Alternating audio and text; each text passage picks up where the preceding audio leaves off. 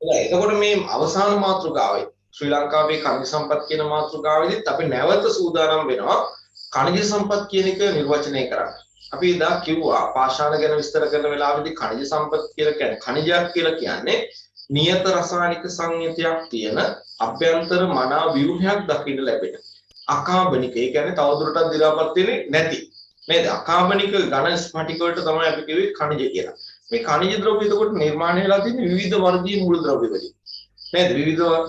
විවිධ වර්ගයේ මූලද්‍රව්‍ය එකතු වෙලා තමයි මේ khනිජ නිර්මාණය වෙලා තියෙන්නේ. එතකොට මෙන්න මේ khනිජ ලෝකේ නම් අපි දන්නවා khනිජ විද්‍යාඥයෝ කියනවා khනිජ වර්ග විතරක් තියෙනවලු 2900කට වඩා වැඩි ප්‍රමාණයක්. ඒතර අපි කතා කරන්නේ මේ ලෝකයේ තියෙන khනිජ සම්පත් ගැන නෙමෙයි ශ්‍රී ලංකාවේ භූමියට යටත් සීමාව තුළ පිහිටලා තියෙන විවිධ වර්ගයේ khනිජ සම්පත් ගැන. අපේ රට අපි දන්නවා විවිධ වර්ගයේ khනිජ සම්පත් අන්තර්ගත වන රටක් නේද? ගොඩක් ಜಾති තියෙනවා. එතකොට අපි මේවා අධ්‍යයනය කරන්න ගියාම මේ විවිධත්වය නිසාම යම් අපහසුතාවයකට පත් වෙන එක වළක්වන්න අපි ඒවා වර්ග කරගෙන තියෙනවා මෙන්න මේ ක්‍රමයට. එකක් තමයි බලශක්තිකාරක khනිජ. බලශක්ති khනිජ.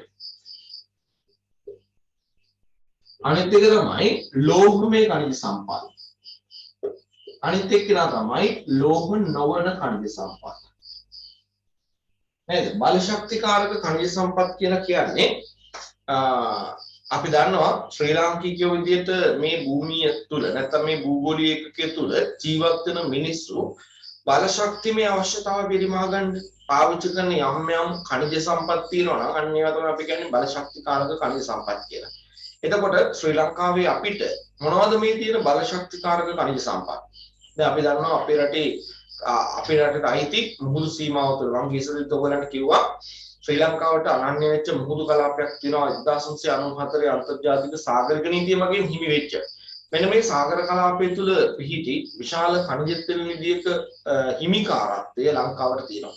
නේද? මන්නාරම්ද්‍රෝණිය අස්ත විශාල khනිජ තෙල් සම්පතක් පිහිටලා තියෙනවා කියලා අපි දන්නවා. හැබැයි අපි දන්නවා මේ khනිජ සම්පත පිහිටලා තිබුණාට තාමත් මිනිසුන්ගේ අවශ්‍යතාව සඳහා ශ්‍රී ලාංකිකයන්ගේ අවශ්‍යතාව සඳහා මේ khනිජ සම්පත පාවිච්චි කරන්නේ නැහැ. ඒ නිසා අපිට මේක උපයෝජනයට ලක් කරන khනිජ සම්පතක්. උපයෝජනය කියන වචනේ තේරුම තමයි පාවිච්චි කරනවා නැත්නම් භාවිත කරනවා. උපයෝජනයට ලක් කරන khනිජ සම්පතක් විදිහට හඳුනා ගන්න පුළුවන් කමක් නැහැ. නමුත් අපිට අයිති සීමාව තුළ තියෙන නිසා khනිජ සම්පත් ගැන කතා බහ කරනකොට අපිට නිදර්ශනයක් විදිහට කියන්න පුළුවන් අපේ රටේ khනිජ තෙල් තියෙනවා කියලා. ඒක කාරණයක්. ඊළඟට අනික තමයි බලශක්තිමය අවශ්‍යතාව පිරිමහ ගන්න යොදා ගන්න තවත් khනිජ සම්පතක් අපේ රටේ තියෙනවා. ඒකත් අපි දන්නවා විශාල වශයෙන් උපයෝජනය කෙරෙන්නේ නැහැ. හේතුව තමයි එයාගේ තියෙන ගුණාංගයක් නිසා. ඒ තමයි අර ගල් අඟුරු කියන khනිජ සම්පත අද ලෝකේ පාවිච්චි කරනවා. මේ ගල් අඟුරු කියන එක බලශක්තිකාරක khනිජ සම්පත. මෙන්න මේ ගල් අඟුරු වලට පෙර නැත්නම් ගල් අඟුරු නිර්මාණය වෙන්න කලින් ලාබාල අවස්ථාවක් තියෙනවා ෆීට් කියලා.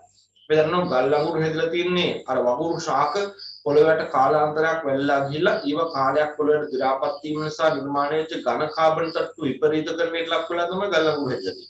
මිනිදාන ගල් අඟුරු වගේ දේවල්. ඒකට ගල් අඟුරු නිර්මාණය වෙන ක්‍රියාවලියේ මුල් අධීරයේ අවස්ථාවක් තමයි ෆීට් කියලා කියන්නේ. මේක අපිට නිතර හම්බෙන කෙනෙක් නෙමෙයි. ෆීට්. එතකොට මේ ෆීට් නිර්මාණය වෙලා තියෙනවා ලංකාවේ ප්‍රදේශ කීපයක. ඒ අතරින් අපිට හම්බෙන විශාලම ෆීට් නිධිය පිළිබඳ තියෙන්නේ කොළඹ බස්නාහිර පළාත තුළ. ඔයාලා දන්නවා අහලා තියෙනවා නම් මුතුරාජවිල තෙත්බිම ගැන අහලා ඇති.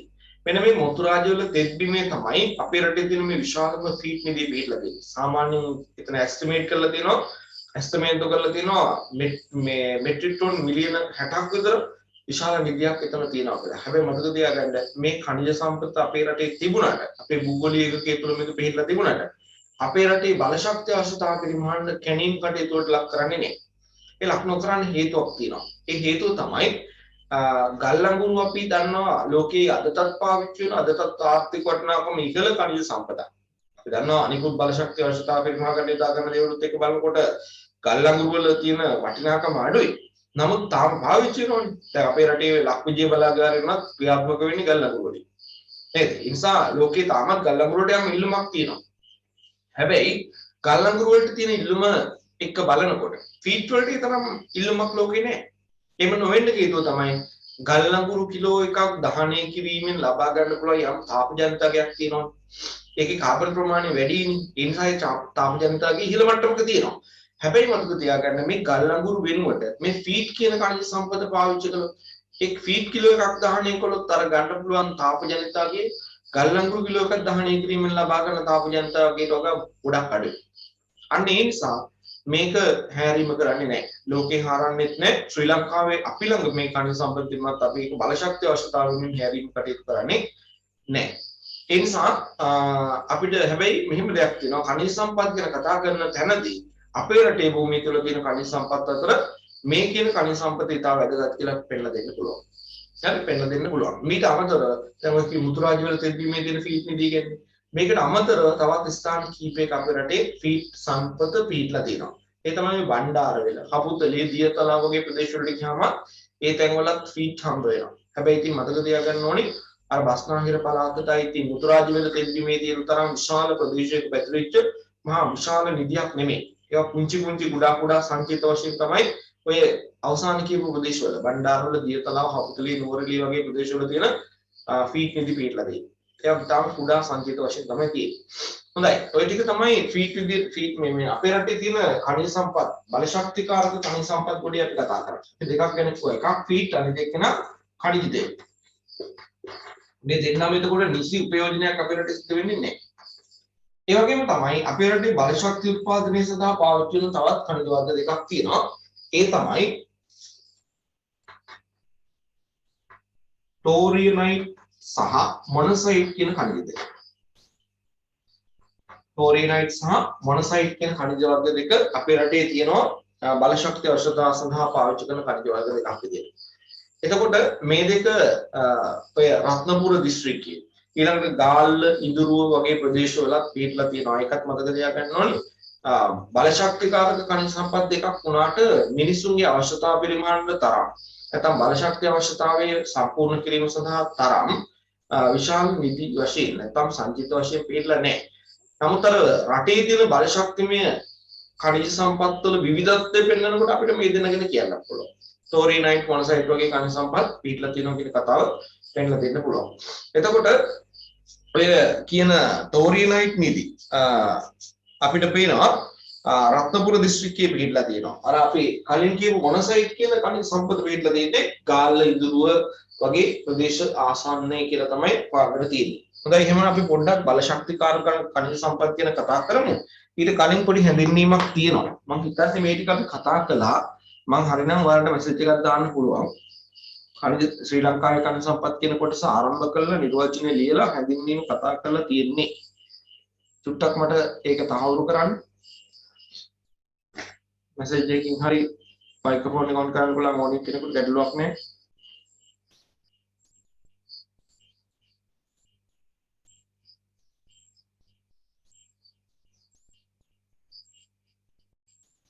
නිර්වචනය ලිව්වේ නෑ සර්.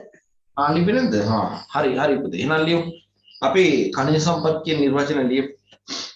ශ්‍රී ලංකාවේ khනිජ සම්පත් කියන මාතෘකාව යටතේ තියෙනවා khනිජ සම්පත් නිර්වචනය කරන්න.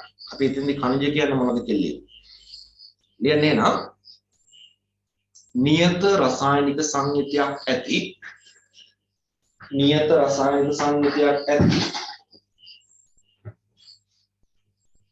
නියත රසායනික සංයුතියක් ඇති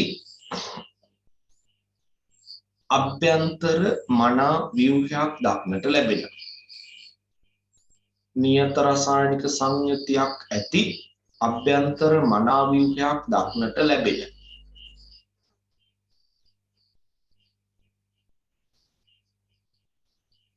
නියත රසායනික සංයුතියක් ඇති අභ්‍යන්තර මනා ව්‍යුහයක් දක්නට ලැබෙන අකාබනික ස්ඵටික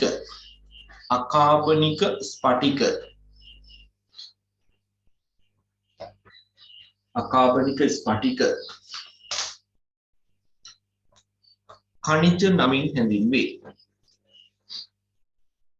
අකාබනික ස්ඵටික khනිජ නමින් හැඳින්වේ.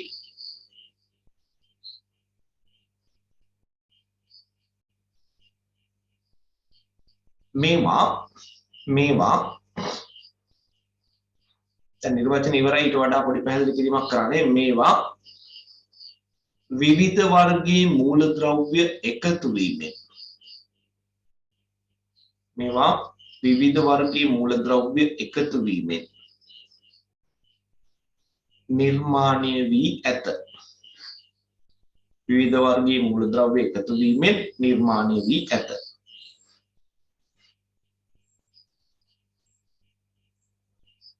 හොඳයි. එහෙමනම් ඔන්න නෝට් එකක් පුංචි නෝට් එකක් තියෙනවා.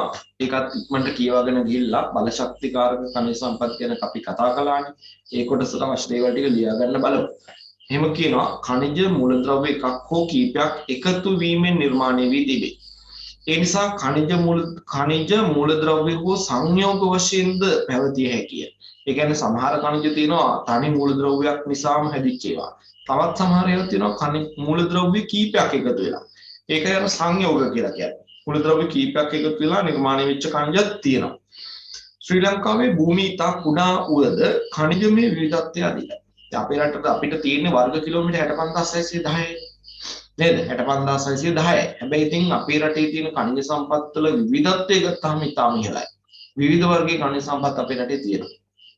එක පැත්තකින් මැණික් තියෙනවා. මිනිරම් තියෙනවා. ඊළඟට හුණුගල් තියෙනවා.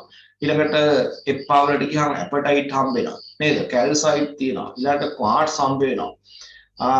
ඊළඟට මැටි ඛනිජයේ පිටලා තියෙනවා. නේද? මේ වගේ විවිධ වර්ගයේ ඛනිජ සම්පත් අපේ භූමිය තුල තැන් තැන් වල ව්‍යාප්ත වෙලා තියෙනවා. ඒ නිසා අපි කියනවා අපේ රටේ ඛනිජ සම්පත් මේ විවිධත්වය ඉතා ඉහළයි කියන කතාව.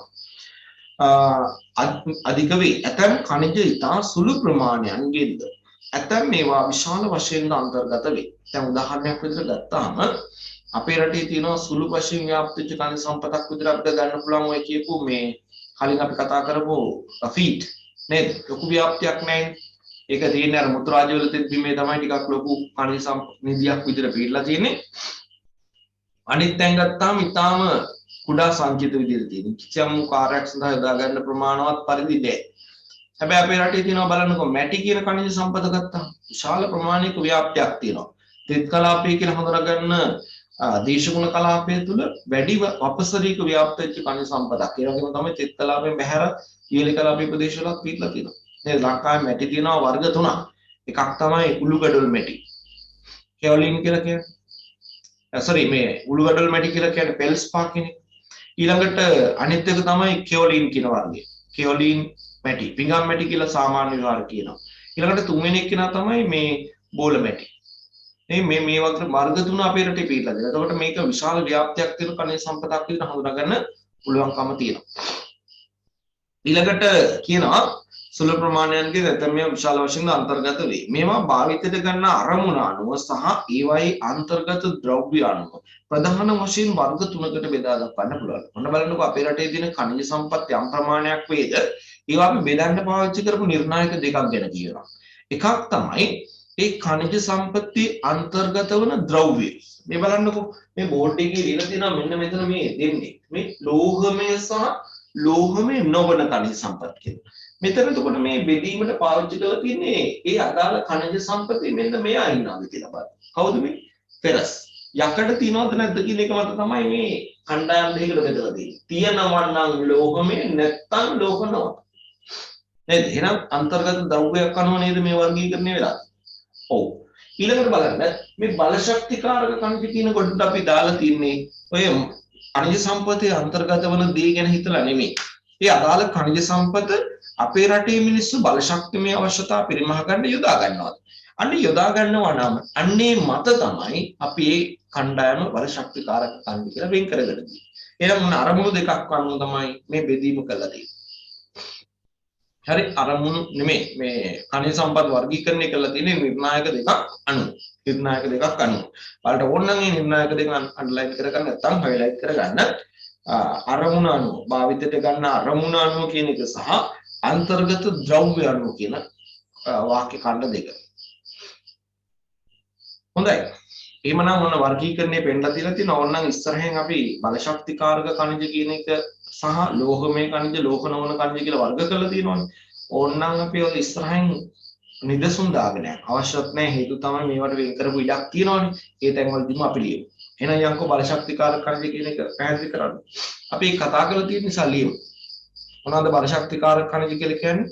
ශ්‍රී ලාංකිකයන් විසින් ශ්‍රී ලංකාවේ භූමිය තුල තියෙන සමහර ඛනිජ සම්පත් බල ශක්තිමය අවශ්‍යතා සඳහා පාවිච්චි කරනවා නම් අන්න ඒවට අපි කියනවා බල ශක්තිකාරක ඛනිජ. අපි ඒක ඉස්සර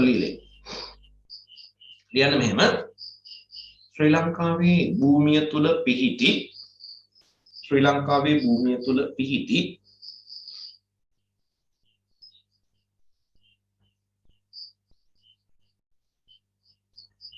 ඇතැම් ඛනිජ සම්පත්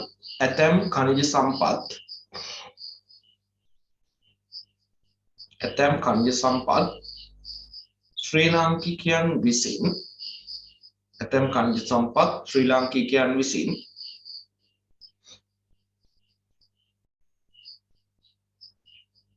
ස්වකීය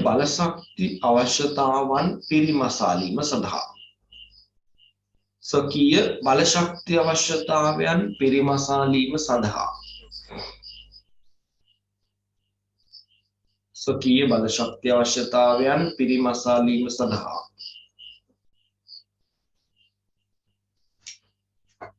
භාවිත කරන්නේ නම්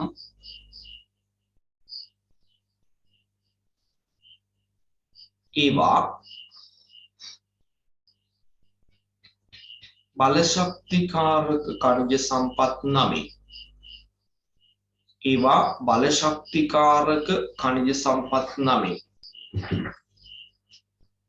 බලශක්තිකාරක ඛනිජ සම්පත් නමේ හැඳින්වේ.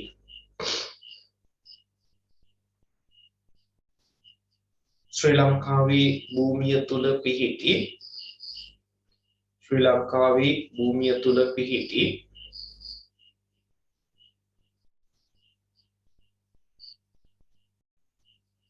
බලශක්තිකාරක ඛනිජ සම්පත් අතර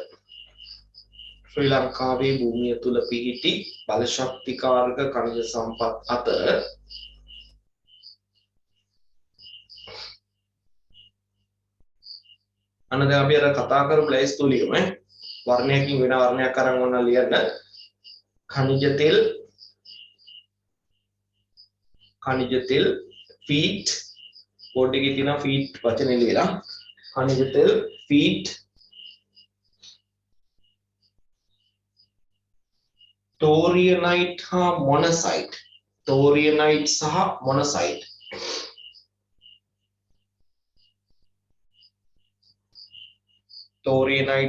මොනසයිට්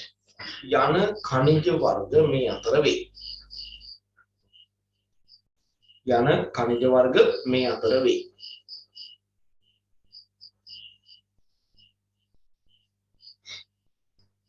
ශ්‍රී ලංකාවට හිමි දැන් ඔන්න ඒව ගැන පොඩි විස්තරයක් කියන්න යන්න හදන්නේ. ශ්‍රී ලංකාවට හිමි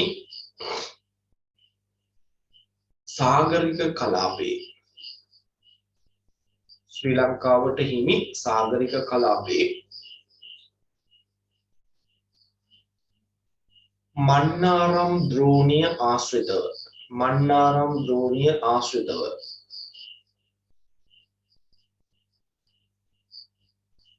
මන්නාරම් ද්‍රෝණිය ආශ්‍රිතව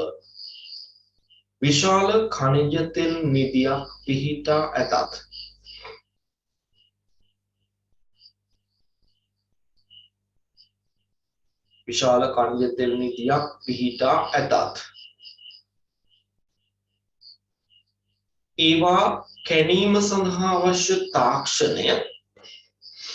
ඒවා කැණීම සඳහා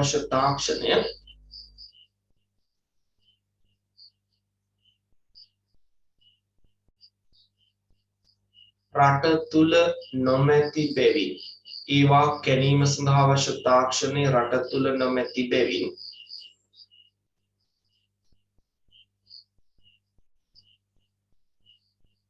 මෙම ඛනිජ සම්පත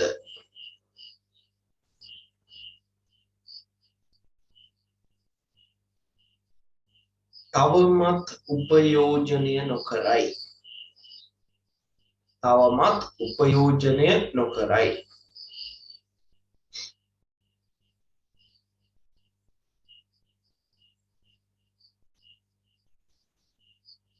එසේම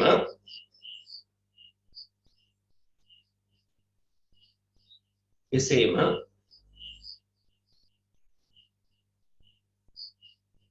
ගල්ලඟුරු නැමැති ඛනිජ සම්පතේ තරම් ගල්ලඟුරු නැමැති ඛනිජ සම්පතේ තරම්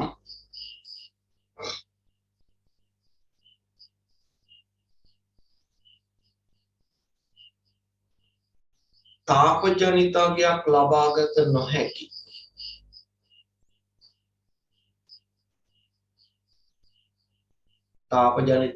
ලබාගත නොහැකි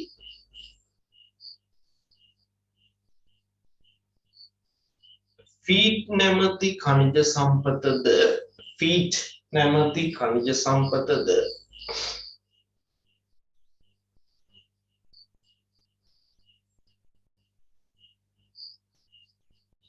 නිසි උපයෝජනයක් සිදුවන්නේ නැත.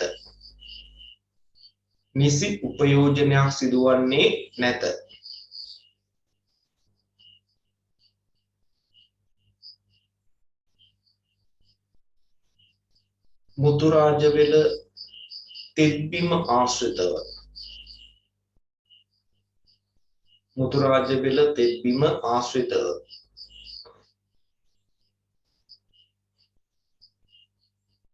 විශාල ප්‍රමාණයේ ෆීට් නිධියක් පිහිටා ඇති අතර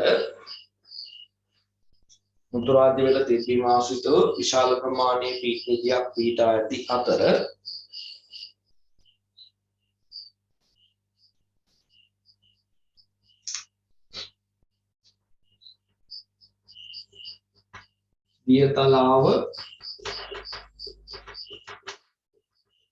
බණ්ඩාරවෙල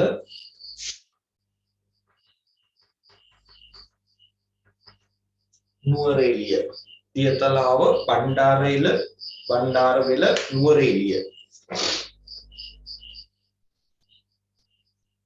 වැනි දිස්ත්‍රික්කවලද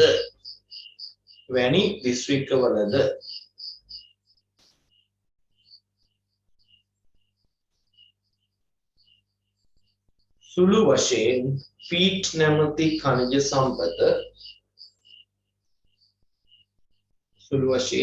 නැමැති ඛනිජ සම්පත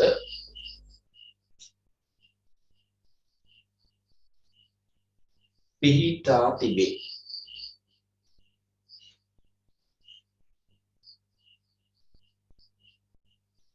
හොඳයි. දැන් අපි දෙකක් ගැන කිව්වා. ප්‍රධාන දෙකක් ගැන කිව්වා. දෙකම නිසි ප්‍රයෝජනයකට ගන්නේ නැහැ. අල ශක්ති ඛනිජ වුණාට පාවිච්චිට ගන්නේ නැහැ. තවත් අපිට එක වර්ගයක් ගැන කියන්න. එකක් නෙමෙයි. ඒක ඇත්තටම ගත්තොත් දෙකක්. නමුත් එකම ගුණයක් නිසා අපි එක ගුණේ දානවා. මේ විකිරණශීලී ගුණයක් නියෝජනය කරන තෝරියනයිට් සහ මොනසයිට් කියන ඛනිජ වර්ග දෙක අපේ රටේ තියෙනවා. එතනින් තෝරියනයිට් රත්නපුරේත් මොනසයිට් කියන ඒවා දාල ඉන්ද්‍රුව කියන ප්‍රදේශවලත් පිටලා තියෙනවා. නමුත් ඒවා අර බල ශක්තිය නිපදවීම සඳහා විශාල වශයෙන් ප්‍රයෝජන ගන්න පුළුවන් මට්ටමේ පිටලා නැහැ. ඒකත් අපි ටුට්ටක් ලියලා ඉවරයක් කරමු. එයාල මේ හැරුණු විට විකිරණශීලී ගුණයක් ඇති. නැත්නම් විකිරණශීලී බලයක් ඇති.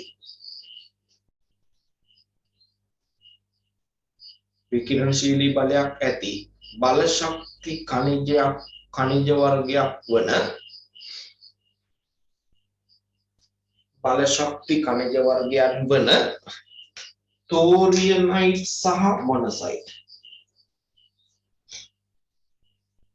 තෝරියනයිට් සහ මොනසයිට්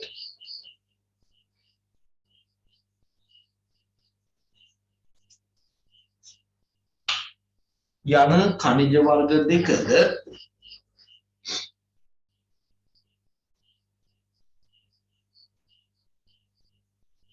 දක්නට ලැබේ. නැත්නම් හඳුනාගත හැකිය.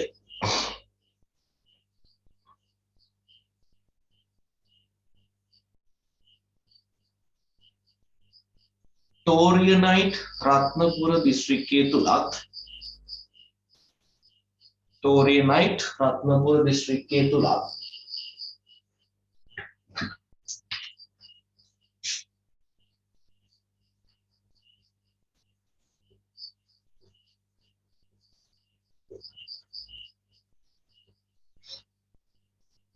මොනසයිට් කයිකාවල සහ ඉඳුරුව යන ප්‍රදේශවල මොනොසයිට් කයිකාවල සහ ඉඳුරුව යන ප්‍රදේශවල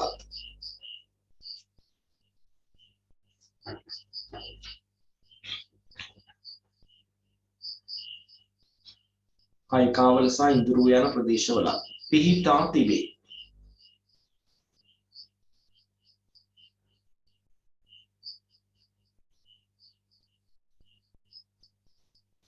හොඳයි.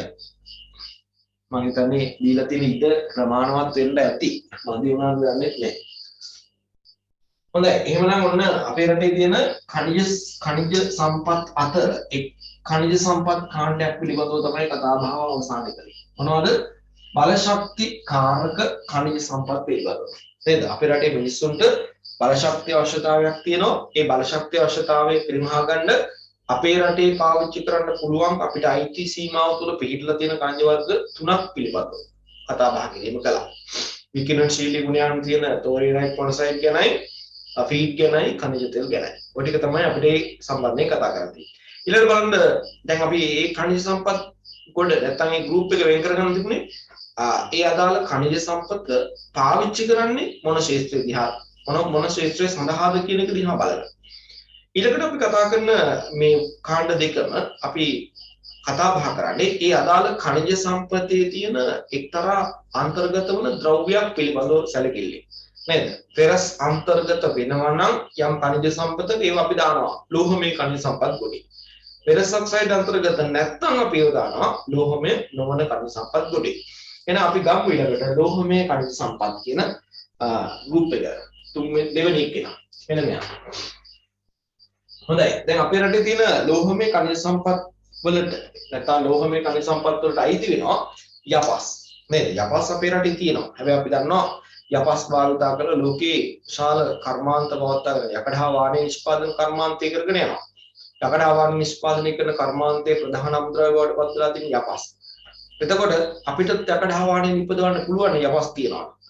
නේද? හැබැයි ඉතින් අපේ රටේ භූමිය තුල යපස් හම්බ වුණාට අර කර්මාන්තයක් කරගෙන යන්න තරම් නේද? යකඩ යපස් ටික උණු කරලා යකඩ ටික වෙන් කරගෙන ඒවා සමග තවත් ලෝහ වර්ග කලවම් කරලා වාණි හද නේද? එහෙම කරන්න පුළුවන් තරම් ප්‍රමාණීය නිදි අපේ රටේ නැහැ.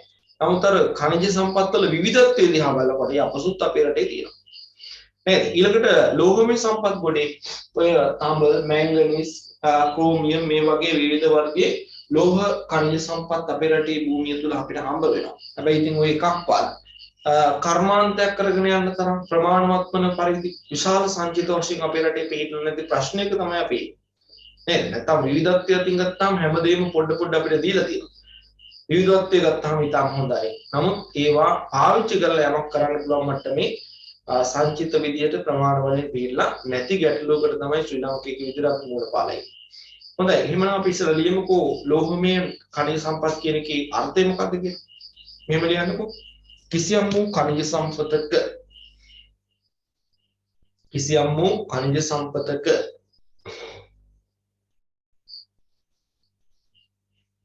යකඩ ඔක්සයිඩ් නැත්නම් කෙලින්ම යන ෆෙරස් ඔක්සයිඩ් කියන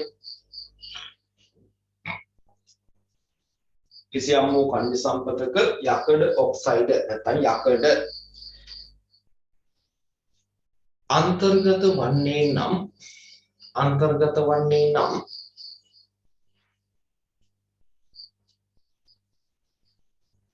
ඒවා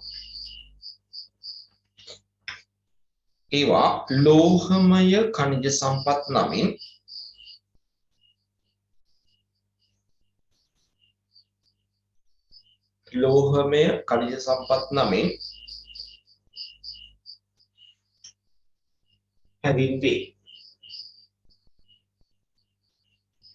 ඛනිජ සම්පත් නමින් හැඳින්වේ.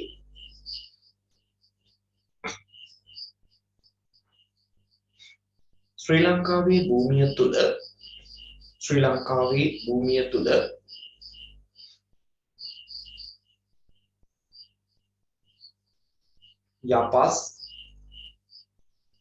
යපස්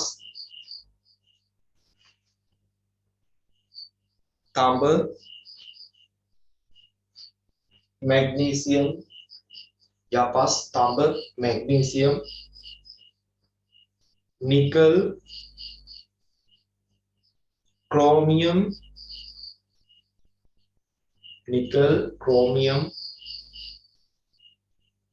टंगस्टन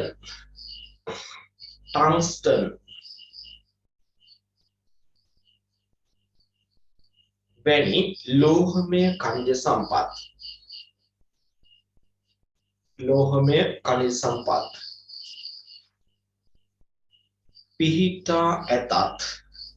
පිහිටා ඇතත්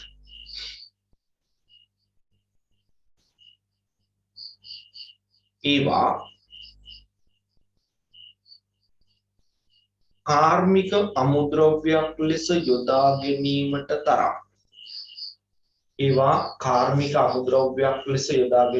තරම්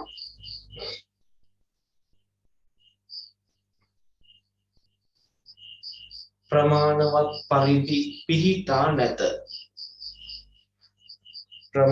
පරිදි පිහිටා නැත.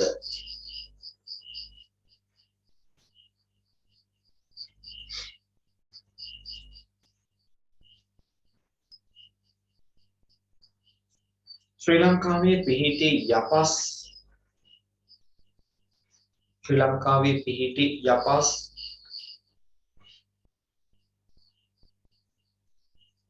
मैग्नेटाइट वर्गीय यपस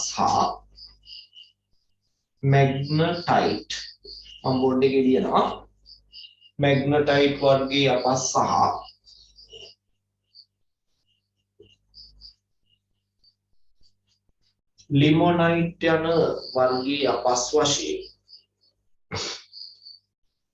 लिमोनाइट यन वर्गीय यपस वशे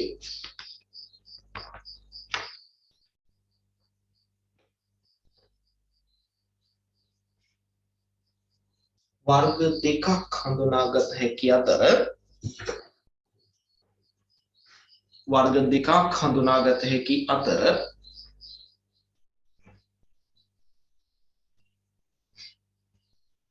ඕනනම් වෙන වර්ණයක් කරන් ලියන්න මේවා තියෙන තැන් කියන්න හදන්නේ वर्ग දෙකක් හඳුනාගත හැකි අතර लिमोनाइट वर्गीय यपस रत्नपुर गाल्ल मातर යන දිස්ත්‍රික්කවලත්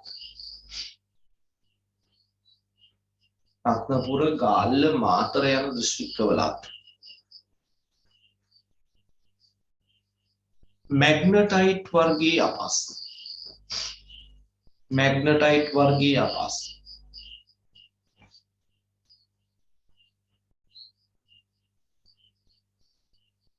पुत्तलम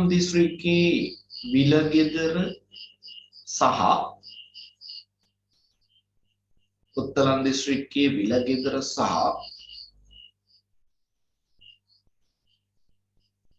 සේරුවාවිල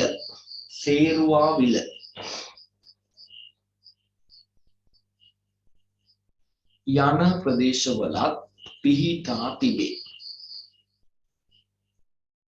සේරුවාවිල යන ප්‍රදේශවලත් පිහිටා තිබේ.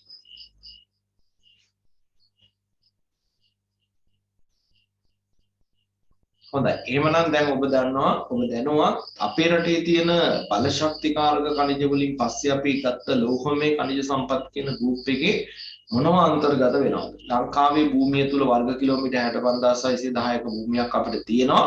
මේක ඇතුලේ තියෙන ලෝහමය खनिज සම්පත් මොනවද කියලා දැන් දන්නවා. ඒ වගේම ලෝහමය खनिज සම්පත් කියන්නේ මොකක්ද කියලා නිර්වචනය කරන්න ඔබ දන්නවා.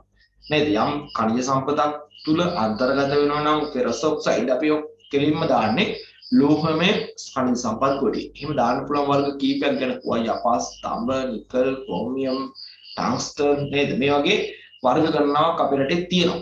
එතකොට මේ අතරින් අපිට එකක් අපි ගත්තා ඔය කියපු වර්ග වලින් චුට්ටක් හරි වැඩිපුර තියෙන යපස්. ඒකත් වර්ග දෙකක් අපිට හම්බ වෙනවා ලිමොනයිට් වර්ගයේ සහ මැග්නටයිට් වර්ගයේ යපස් කියලා. ඒක අපි හඳුනාගත්තා. ලිමොනයිට් වර්ගයේ යපස් කොහෙද තියෙන්නේ? මැග්නටයිට් වර්ගයේ යපස් කොහෙද තියෙන්නේ කියලා. හැබැයි මේ දෙක වර්ග දෙකක් විදිහට පිළිලා තිබුණාට අපි දන්නවා දැන් මේ ලිමොනයිට් ද මැග්නටයිට් කියලා වර්ග කරලා තියෙන්නේ මොනවද මතද? ඔය යපස් වල තියෙන මොනවද? යකඩනේ නේද? මෙන්න මේ යකඩ ප්‍රතිශතය දිහා බලලා තමයි වර්ග කරලා තියෙන්නේ. මතක තියාගන්නකෝ මෙන්න මේක තව මෙතෙන්ට අවශ්‍ය නැහැ. නමුත් මේක මතක තියාගන්න. මෙන්න මේ පෙරස් ඔක්සයිඩ් ප්‍රමාණය මත ලෝකේ යපස් වර්ග කරනවා කීපයකට. ඊටාම උසස් වර්ගීය යපස් හඳුන්වන්නේ හෙමටයිට් කියලා.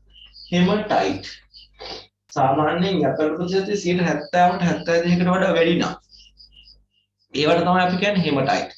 සමහරවිට ඔය යකඩ ප්‍රතිශතය වැඩි හින්දා යකඩ වැඩි වෙනකොට ඒවා දි รา පත් වෙලා අපි දන්නවා යම් යම් දේවල් එකතු වෙනකොට ටිකක් රතු පැහැයක් රතු පැහැයට උරු වෙනවා ලක් වෙනවා. ඒ නිසා මේකේ යකඩ ප්‍රතිශතය තවත් වැඩි වෙනවා. 80 85 90 වගේ මට්ටමකට ගිහිල්ලා තියෙනවා නම් සමහරවිට මේකේ පැහැ රතු පාටටපත් වෙනවා. ඒතර අපි යපස් හඳුන්වන්නේ රතු හෙමටයිට් කියලා. හරි මතක තියාගන්නකෝ උසස්ම වර්ගයේ යපස් ටික වැඩිපුරම යකඩ තියෙන යපස් වර්ග ටික යපස් ටික හඳුන්වන්නේ හෙමටයිට් කියනවා අපි. හෙමටයිට් ඊළඟට මැග්නටයිට් ඊළඟට ලිමොනයිට් ඊළඟට සිඩරයිට්. කොහොම තමයි ලෝකේ වර්ග කරලා තියෙන්නේ. සිඩරයිට් කියන එක තමයි ලෝකේ බාලම් වර්ගයේ යපස් විදිහට සලකන්නේ. යකඩ ප්‍රතිශතය ගත්තාම 30කට 35කට වඩා අඩුයි. හරි ඒ තරම්වත් නැහැ. ඒ හින්දා ලෝකේ යපස් කැණීම් කටයුතුවලදී අපි දන්නවා සිඩරයිට් නිදි වගේ දේවල් කැණීම කරන්නේ නැහැ. දැන් ලිමොනයිට් කලින් කතා කරන තැනදී කිව්ව මතකද ෆීට් හරන්නේ නැහැ කියලා. ගල් අඟුරු හැරුවට ෆීට් හරන්නේ නැහැ නේද? ඇයි හරන්නේ නැත්තේ? ගල් අඟුරු තරම් තාප ජනිතයක් කිසිම අවස්ථාවකදී ෆීට් දහණය කරලා ගන්න බෑ. ඒ නිසා හරන්නේ නැහැ. පාඩු. හරන එකත් පාඩු. ඒ වගේ තමයි මෙන්න මේ කතා කරපු මේ යපස් වර්ග අතර තියෙනවා කිව්වා සිඩරයිට් කියලා වර්ගයක්. සිඩරයිට්. හරි සිඩරයිට් කියන්නේ යකඩ ප්‍රතිශතය 30ක් 35ක් ඊටත් වඩා අඩුයි. යකඩ ප්‍රමාණය අඩු නිසා සිඩරයිට් වේදී කැණීම් කටයුතු තාම බහුලව සිද්ධ වෙන්නේ නැහැ ලෝකේ. හරිද? හේතුව තමයි ඒවා හාරලා ගන්න යම් පිළිවෙලක් දරනවා. නේද? පොළොවේනේ මේවා තියෙන්නේ. හාරලා යම් පිළිවෙලක් දරලා තමයි මේ ටික මතු පිටට ගන්නෙ. අරගෙන බලනකොට සෝදලා පිරිපහදු කරලා මේවා කරලා වෙන් කරගෙන බලනකොට තියෙන යකඩ ප්‍රමාණය තාම අඩුයි. අර හාරලා ගන්න දරපු වියදමවත් පිරිමහ ගන්න බෑලු මේ සිඩරයිට් පාවිච්චිට ගන්නකොට. ඒ නිසා ලෝකෙ මිනිස්සු ආකාරකාර්මික කටයුතු වලදී සිඩරයිට් නිදි කැණීම් කටයුතු කරන්නේ ඉතාම අඩුයි. නෑ කියනවා නෙමෙයි ඉතාම අඩුයි. අපි දන්නවා යපස් කියන කණිජ සම්පතත් භාවිතයත් සමග ක්ෂය වෙලා යන කෙනෙක් නේද? භාවිතයත් සමග ක්ෂය වෙන කණිජ සම්පත. ඒ නිසා සමහර රටවල් දැන් අර්බුදයකට මුහුණ දීලා තියෙනවා යකඩ වාණී කර්මාන්තය කරගෙන සමහර රටවල් ඒගොල්ලන්ට තමන්ගේ රටේ යපස් ටික හාර ගන්න නෑ දැන්. ඇයි? කාලාන්තරයක් තිස්සේ යපස් ටික හාරලා අරගෙන යකඩ වාණී කර්මාන්තය කරලා. ඒ නිසා කොච්චරද කියනවා නම් සමහර විට සමහර රටවල් අද වෙනකොට 1950 60 70 වගේ දශක වෙනකොට ලෝකයේ යකඩ වාණී නිපදවන රටවල් අතර පෙරමුණේ පසු වෙච්ච සමහර රටවල් අද අපිට පේනවා ලෝකේ රටවල් අනුව ගත්තාම යකඩ වාණී නිෂ්පාදන කර්මාන්තයේ පළවෙනි 10 දෙනා අතර අද නැහැ. හොඳ උදාහරණය තමයි මහා බ්‍රිතාන්‍යය. අපි දන්නවා යකඩ වාණී කර්මාන්තයේ කාර්මික විප්ලවය ආරම්භ වෙච්ච මුල් කාලේ ඉඳලා මේගොල්ලෝ කරගෙන ආවා. මහා දීර්ඝ කාලයක්. කලේ කොහොමද තමන්ගේ රටේ තියෙන කණි සම්පත් ටික හාරලා අරගෙන තමයි යපස් ටික හාරලා අරගෙන තමයි යකඩ වාණී හැදුවේ. මේ වැඩේ කාලයක් කළා දැන් ඒගොල්ලන්ගේ රටේ තියෙන කණි සම්පත් අවසන් වෙලා. යපස් ටික ඉවරයි දැන්. නේද? එන්ටෙන්ට අඩු වෙලා යනවා. ඒ නිසා අපිට පේනවා බ්‍රිතාන්‍යයේ යකඩ වාණී නිෂ්පාදන කර්මාන්තයෙන් අද දැවැන්ත පසුබෑමකට ලක් වෙලා ඉනවා. හරි එහෙම තත්ත්ව තියෙනවා. හොඳයි ඔය ඇතිනම් ලෝහමය කණි සම්පත් ගැන කතාව. අපි යමු ලෝහ නොවන කණි සම්පත් ගැන කතා කරන්න. උදේ ලෝහ නොවන කණි සම්පත් කියන එක නිර්වචනය කරගන්න ලේසියි නේද? කිසියම් වූ කණිජ සම්පතක ෆෙරස් ඔක්සයිඩ් අන්තර්ගත නොවනවා නම් අන්න ඒව තමයි අපි කියන්නේ ලෝහමය නොවන කණිජ සම්පත් කියලා. ලෝහ නොවන කණිජ සම්පත් කියලා. එතකොට අපේ රටේ භූමිය තුල වර්ග කිලෝමීටර් 65810 සීමාව තුල අපි කියන්නේ ගොඩක් කණිජ වර්ග තියෙනවා කියන්නේ. ඒ අතරින් දැන් ගෲප් දෙකකට අදාළ දේවල් පැත්තකට දැම්ම හැකි. බල ශක්තිකාරක කණිජ ටික පැත්තකට දැම්ම හැකි. ලෝහමය කණිජ ටික පැත්තකට දැම්ම හැකි. ඉතුරු වෙනවනේ යම් කණිජ සම්පත් ප්‍රමාණය. අන්නේ ටික තමයි දැන් මේ ලෝහ නොවන කියන්නේ. ෆෙරස් ඔක්සයිඩ් අන්තර්ගත නොවනේම තමයි අර කලින් කතා කරපු වර්ග දෙකටම වඩා වැඩිපුර තියෙන්නේ. නේද? වැඩිපුර තියෙන්නේ. මොනවද මේ ෆෙරස් ඔක්සයිඩ් අන්තර්ගත නොවන කණිජ සම්පත්? එක්කෙනෙක් මැණික්. අපි මේ මැණික් හම්බ වෙන භූමිය තුල පය ගහලා ඉන්න මිනිස්සු නිසා අපි මැණික් ගැන කතාව දන්නවා. අපි කතා කරනවා කතාවට ගන්නවා. මැණික් එක්කෙනෙක්. එයා ලෝහ නොවන කණිජ සම්පත.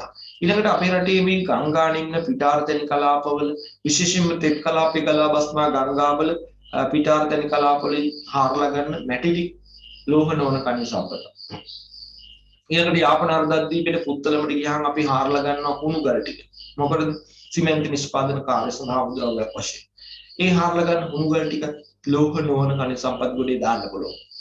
ඊළඟට අපි දන්නවා ත්‍රිකුණාමලයේ ඉඳලා කිලෝමීටර් 70ක් විතර උතුරින් පිටලා තියෙන පුල්මුඩි කියන ප්‍රදේශය. මේ පුල්මුඩි කියන ප්‍රදේශය තමයි khනිජ වලින් ඉන්දියා අපේ රටේ විශාලම එක පිටලා තියෙන්නේ. නේද? ඒ අත් අපිට දාන්න පුළුවන් අවශ්‍ය නම් ලෝහ නොවන khනිජ සම්පත් ගොඩේ. එහෙනම් මෙන්න මේ කියන වර්ග ඇතුළත් වෙන තවත් දේවල් තියෙනවා. මේ වර්ග ඇතුළත් වෙන මේ යකඩ අන්තර්ගත නොවන khනිජ සම්පත් ලැයිස්තුව පිළිබඳව යම් කතා බහක් තමයි මේ කරන්න හදන්නේ. ඉතින් අපි නෝට් එකක් දාගමු. ලෝහ නොවන khනිජ සම්පත් කියන්නේ මොනවද කියලා උදාහරණ කීපයකට පෙන්නලා දෙන්න. ලියන්නකෝ එනවා. කිසියම් වූ khනිජ සම්පතක කිසියම් වූ khනිජ සම්පතක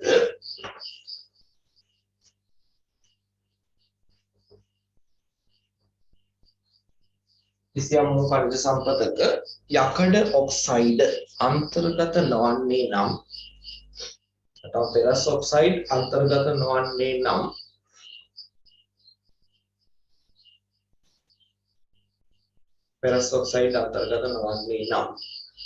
ඒවා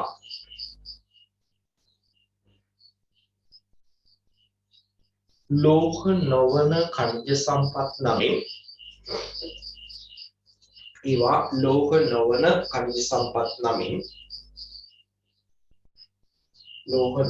khනිජ සම්පත් නමින් හැඳින්වේ.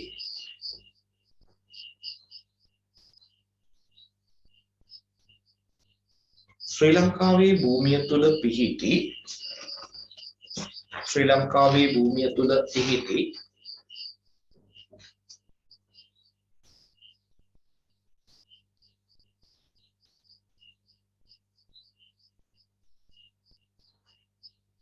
ඔයාලට මේක නිර්වචනය කරන්න තරක් නැහැනේ. එහෙම ගැටලුවක් තියෙනවා.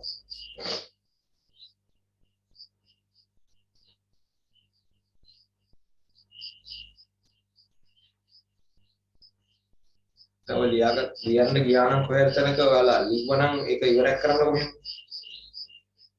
ලෝහ නොවන khනිජ සම්පත් අතර ශ්‍රී ලංකාව පිහිටි ලෝහ නොවන khනිජ සම්පත් අතර කියලා අර කීපයක් ලියන්නකොද? අනේ ඒක ගැන මට එච්චර අවධානයක් යොමුනේ නැහැ. ඒ නිසා very sorry. ලියන්න නිර්වචන ලියන්න තරක් ඕක නැහැ නේද? ඔයාලා පැත්තක සයිඩ් එකේ ලිව්වා නම් උදාහරණ කීපයක් ලියන්නකොත් එතන. khනිජ වැලි, මැණික්, ඊළඟට ඇපටයිට්, ඊළඟට මිනිරන්, උණුගල් මේ වගේ කීපයක් ලියන්න.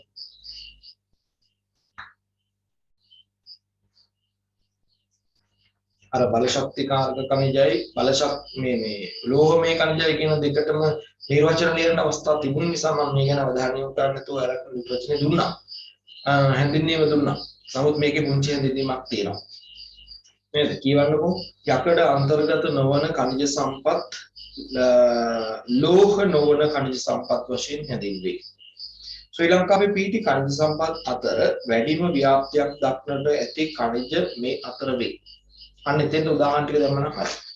එතෙන්ට දාන්න උදාහරණ ඇපටයිට්, khනිජ වැලි, මිනිරන්, උණුගල්, මැණික්. හරි. ඔන්න ඔය ටික තමයි එතෙන්ට යන්නේ. හොඳයි. දැන් ඔයගොල්ලන්ගේ ටියුට් එකේ ඒ කියන khනිජ වර්ග වලින් තෝරගත්ත කීපයක් ගැන කතා බහ කරන්නයි තියෙන්නේ. මොනවද තියෙන්නේ? khනිජ වැලි ගැන අපි කතා කරනවා, මැණික් ගැන, මිනිරන් ගැන සහ මැටි ගැන. නේද? ඔය කියන වර්ග කීපය ගැන තමයි කතා බහ කරන්නේ. හොඳයි. ගන්නකො khනිජ වැලි කියන එක නා මාතෘකාවට අරන් තියෙනවා. අපි කිව්වා khනිජ වැලි කියන khනිජ සම්පත අපේ රටේ ස්ථාන ගණනාවක පිටලා තියෙනවා. නේද? ස්ථාන ගණනාවක පිටලා තියෙනවා. ඒ ස්ථාන ගණනාව අතරින් අපිට හම්බ වෙනවා අපේ රටේ පිහිටි විශාලම khනිජ වැලි නිදිය. ඒක පිටලා තියෙන ළමයි මේ මම කිව්වා ත්‍රිකුණාමලයට උතුරේ කිලෝමීටර් 70ක් විතර උතුරේ ඈ. උඩක් නෙමෙයි. කිලෝමීටර් 70ක් උතුරින් පිටලා තියෙනවා පුල්මුඩේ කියලා ප්‍රදේශයක්. හරි? පුල්මුඩේ. මේ හරියට ත්‍රිකුණාමලේ නේද? මෙතන ඉඳලා කිලෝමීටර් 70ක් උතුරට මෙන්න මේ හරිය තමයි ඔය පුල්මුඩේ කියන නිදිය පිටලා තියෙන්නේ. පුල්මුඩේ. මෙන්න මේ පුල්මුඩේ කියන ස්ථානයේ පිටලා තියෙන khනිජ වැලි නිදිය තමයි අපේ රටේ තියෙන විශාලම khනිජ වැලි නිදිය කියලා සැලකන්නේ. මේකේ ගණනය කරලා තියෙනවා මේක දිගින් කිලෝමීටර් 8ක් විතර. දිගින් කිලෝමීටර් 8ක් විතර වුණ වෙරළ කලාපයක්. හරි බෙල්ල කලාපයක් රළු ඛනිජ වැල් නිධියක් විදිහට තමයි පිළිලා තියෙන්නේ. මේකේ ඇස්තමේතු කරලා තියෙනවා ඛනිජ වැලි ටොන් මිලියන 60ක් විතර තියෙනවා. ඛනිජ වැලි ටොන් මිලියන 60ක් විතර තියෙනවා කියලා. ඒ වගේම තමයි මේ පුල්මුඩියේ තියෙන ඛනිජ වැලි නිධියේ මේ වර්ග කීපයකටයි ඛනිජ වැලි තියෙනවා. හරි ඉල්මනයිට්, සර්කෝන්, රූටයිල් මේ වගේ ඛනිජ වැලි වර්ග තමයි බහුලවම අපිට හම්බ වෙන්නේ. හරි බහුලවම හම්බ වෙන්නේ. ඒ අතරිනුත් වැඩිපුරම තියෙන ඉල්මනයිට් කියන වර්ගය. සාමාන්‍යයෙන් අර තියෙන ඛනිජ වැලි වර්ග අතර ඔක්කොගම දායකත්වය අරගෙන බලනකොට ඉල්මනයිට්ම තියෙනවලු 72ක් කියලා. හරි ඉල්මනයිට් කියන වර්ගය තමයි 72ක් විතර පිළිලා තියෙනවා කියලා කියන්නේ. ඒ නිසා මේ ඛනිජ වැලි නිධිය තාම වැදගත් ඛනිජ වැලි නිධියක්. හරි මේක විවිධ කාර්යයන් සඳහා භාවිත කරන්න පුළුවන් කාර්මික අමුද්‍රව්‍යයක්. හැබැයි අපි දන්නවා අපේ රටේ මේ හාරලා ගන්න ඛනිජ වැලි ටික අපි එකතු කළාගයක් මේකට යොදා ගන්නවට වඩා ඒ කියන්නේ මේ ඛනිජ වැලි ටිකට කිසියම් වූ කාර්මික වටිනාකමක් එකතු කරනවා වෙනවා. අපි කරන්නේ හාරගත්ත ඛනිජ වැලි ටික ඒ විදිහටම අපනයනය කරලා මුදලක් එකතු කරගන්න එක තමයි කරන්නේ. ඒකනේ කියන්නේ ශ්‍රී ලංකාව ඛනිජ සම්පත් අතින් ආඩ්‍ය වෙච්ච ස්වභාව සෞන්දර්යයෙන් පිරුණු රටක්. නේද? පිරුණු රටක්. මේක නිදානයක් වගේ. මේක නිදානයක් වගේ. හැබැයි මේකේ ඉන්න මිනිස්සු ඒ නිදානේ උඩ ඉඳගෙන හිඟා කරනවා. මේ හිඟා කරනවා. දැන් පේනවා ඇතිනේ දැන් රට වෙලා තියෙන තත්ත්වය අවාසනාවන්ත තත්ත්වය. එතකොට ඔබට පැහැදිලි ඇති අපේ රටේ මිනිස්සු කොයිතරම් අවාසනාවන්තද කියලා. ස්වභාවික සම්පත් වලින් ආඩ්‍යයි. සපිරි නේද? ජාතික ගීයම තියෙනවනේ. අය කියන්න දෙයක් නැහැ. නේද? ස්වභාවික සම්පත් වලින් සම්පූර්ණ වෙච්ච රටක්. ස්වභාවික විපත් ඉතාම අවමයි. නැතුව නෙමෙයි තියෙනවා. නමුත් මිනිසුන්ට හානි කර ප්‍රතිඵල ඇති වෙන භූමිකම්පා අපිට නැහැ. නේද? මිනිසුන්ට ජීවිත හානි, දේපල හානි දෙවන්ත වශයෙන් ඇති කරන නැවත ප්‍රතිපූර්ණය කරගන්න බැරි මට්ටමේ හානි ඇති කරන යම්හල් විදාරණයන් අපේ රටේ නැහැ. අන්තර්ගාමී දේශගුණ තත්ත්ව අපේ රටේ නැහැ. නේද? දියැලි විතරක් ගත්තාම සංචාර කර්මාන්තේ කටයුතු කරගෙන අවශ්‍ය කරන දියැලි විතරක් මේ මධ්‍ය කඳුකරේ වටේ ගලා හැලෙනවා 380ක් විතර. නේද? ඊළඟට වන ජීවීන්ගේ විවිධත්වය ගත්තාම ඉතාම අධිකයි. වනාන්තර ගත්තාම ඒත් එහෙමයි. නේද? විවිධ වර්ගයේ ස්වභාවික සම්පත් වලින් සපිරි ආඩ්‍ය වෙච්ච රටක්. खनिज සම්පත් වලින් දැන් පේනවනේ ඔයගොල්ලෝ. මැණික් ඕන නම් මැණිකුත් තියෙනවා. මැටි කපන්න ඕන නම් මැටි තියෙනවා. ඊළඟට ඇපටයිට් තියෙනවා. නේද? අපේ රටේ එප්පාවල තියෙනවා. අනුරාධපුර දිස්ත්‍රික්කයේ එප්පාවල තියෙනවා. ඇපටයිට් නැත්නම් ෆොස්ෆේට් නිදි අහලා තියෙනවනේ. නේද? මේක හොයාගන්නේ 1971 දී. භූවිද්‍යා පදාල් කාර්යාංශය. මේගොල්ලෝ මේක හොයාගෙන මේ ගැන අධ්‍යයනය කරාම මේගොල්ලෝ කියනවා මේ පොළවේ මතු පිට ඉඳලා ඉහළ ඉඳලා මීටර 125ක් විතර යටට යනකම් මේ ෆොස්ෆේට් නිදි පිළිලා තියෙනවා. බලන්න කොච්චර ප්‍රමාණයක්ද කියලා. ඒ විතරක් නෙමෙයි මීටර 125ක් ගැඹුරට යනවා වගේ වර්ග කිලෝමීටර් 6ක විතර අපසදීක පැටලලා තියෙනවා. මේ ඛනිජ වැල් නිදි. ඉතින් මේ මහා විශාල දැවැන්ත ඛනිජ සම්පතක් නෙමෙයි. නේද? ඉතින් ওই ඛනිජ සම්පත තියාගෙන අපි නැව් ගණන් පිටරටින් බෝර ගේනවා. කොච්චර අවාසනාවන්ත රටක්ද කියලා කියන්න හිතන්නකෝ. නේද? මේ අපේ රටේ පාලනය කරන්න ඉන්න පාලකයෝ කරලා තියෙන දේවල් තමයි මේගොල්ලන්ට දැනගන්න ලැබෙන්නේ. නේද? අපේ රටේ මේ ඛනිජ සම්පත නිසි ප්‍රයෝජනයක් කළා නම් තමයි අපි කෘෂිකාර්මික රටනේ. නේද? කෘෂිකාර්මික රටන අනාදිමත් කාලෙක නම් අපි කෘෂි ආර්ථිකයට මූලිකත්වයේදී කෘෂිකාර්මික රටක් තාමත් එහෙම තමයි. නේද? කෘෂි ආර්ථික පසුබිම යටපත් කරගෙන හිටියට යටපත් කරගෙන වෙනේන මතු කරගන්න හැදුවට අපිට හොඳ වෙලී තමයි කෘෂිකාර්මික කටයුතු. අපේ රට දිනු කරන්න පුළුවන් කෘෂිකාර්මාන්තය තමයි තාමත්. එතකොට මේ ෆොස්ෆේට් නිදි හාරන්න පුළුවන් නම් හාරලා ඒක පොහොර නිෂ්පාදනය සඳහා යොදා ගන්න පුළුවන් නම් අපේ රටේ පොහොර අවශ්‍යතාවය සම්පූර්ණ කරන්න ඉදිරි අවුරුදු 700ක විතර ඇතිවෙනවා. හිතා ගන්නකො ඉතින් මේ ඛනිජ සම්පතේ තියෙන ප්‍රමාණාත්මක අගය නේද? අපේ රටේ මේ පාවල තියෙන ෆොස්ෆේට් නිදිය හාරලා පොහොර හදනවා නම් ඒ පොහොර ටික ඇතිලු අපේ රටේ අවුරුදු 700ක පොහොර අවශ්‍යතාවය සම්පූර්ණ කරන්න. ඉතින් බලන්නකො එහෙම එච්චර විශාල ඛනිජ නිදියක් අපේ රටේ තියාගෙන අපි නැව් ගණන් පිට රටින් පොර ගේනවා. නේද? ඉතින් එහෙම ගේන්නේ ඇයි කියලා ඔබට හිතා ගන්න පුළුවන් මොකද්ද කාරණේ කියලා. අපේ රටේ මේ ඛනිජ සම්පත ප්‍රයෝජන කරගෙන ගියේ පොර හැදුවොත් කාගවත් සාක්කුවට සල්ලියක් නැහැ. නිෂ්පාදකයාගේ ඇරෙන්න. නේද? පොර නිෂ්පාදනය කරන නිෂ්පාදකයාගේ ඇරෙන්න. කොමිෂන් නේ. දැන් මේක කියන්නේ ලෝක ප්‍රකට වෙලා තියෙන මේ අපේ රට ඉස්සර තමයි මේක ඉන්දියන් සාගරයේ මුතු ඇටේ කියලා කිව්වේ. දැන් මේකට කියවලා තියෙන ඉන්දියන් සාගරයේ අමුතු ඇටේ කියලා. නේද? මේකේ මිනිස්සු කරන දේවල් එක්ක. ලෝකේ දැන් එහෙම තමයි කියන්නේ. නේද? ඉස්සර බොහොම ලෝකයේ ආකර්ෂණ දිනාගත්ත භූගෝලීය ඒකකයක් වුණාට දැන් ඒක කියන්න බැරි මට්ටමට අප්‍රසන්න වෙලා ලෝකෙ මිනිස්සුන්ට නේද? ඒ ණයම අරගෙන ඒවා ගෙවා ගන්න බැරි මට්ටමකට රට බංකොලොත් වෙලා එහෙම මට්ටමකට වෙන්න දෙනවා. එතකොට මේක විදේශීය රටවල මිනිස්සු හඳුන්වලා දෙනවා කියන්නේ දැන් කොමිස් කංගි දුපතක් විදියට. හරි මොනම දෙයක් කරන්න ගියා. දැන් චීනයේ මේ හොඳම හිතවතා. නේද? ලංකාවගෙන ඉන්න හොඳම හිතවතා චීනයේ ලංකාවට. චීනයේම මේ මෑතක කියනවා ලංකාවත් එක්ක ආර්ථික මේ කටයුතු වලට කියලා ගනුදෙනු කරනවා නම් හරි පරිස්සමෙන් ගනුදෙනු කරන්න ඕනේ. හැම දෙයකම කොමිස් ඉල්ලනවා කියලා ඒගොල්ලෝ කියනවා. ඉතින් හිතා ගන්නකො රට තුලදී දිනන ඒකයි මම කිව්වේ මේ ශ්‍රී ලංකාව කියන්නේ සම්පත් වලින් සපිරි රටක්. බොහොම ලස්සන රටක්. මේක දියුණු කරන්න අවශ්‍ය කරන ටික රට අස්සෙම තියෙනවා. හැබැයි ඉතින් අපේ අවාසනාවකට රට බොහොම හොඳ සම්පත් සම්පාරයක් පිට රටක් බවට පත් කළා. මේක පාලනය කරන්න බූරු පිරිසක් දීලා තියෙනවා අපේ අවාසනාවට. නේද? බූරු පිරිසක් තමයි මේක පාලනය කරන්නේ. ඒකට වග කියන්න ඕනේ අපිත්. නේද? ඡන්දෙ දීලා යවපු අපිත්. ඒ නිසා ඉදිරි කාලේදී ඔබ කල්පනා කළ යුතුයි තවත් බූරුව මේකට යවනවාද කියලා.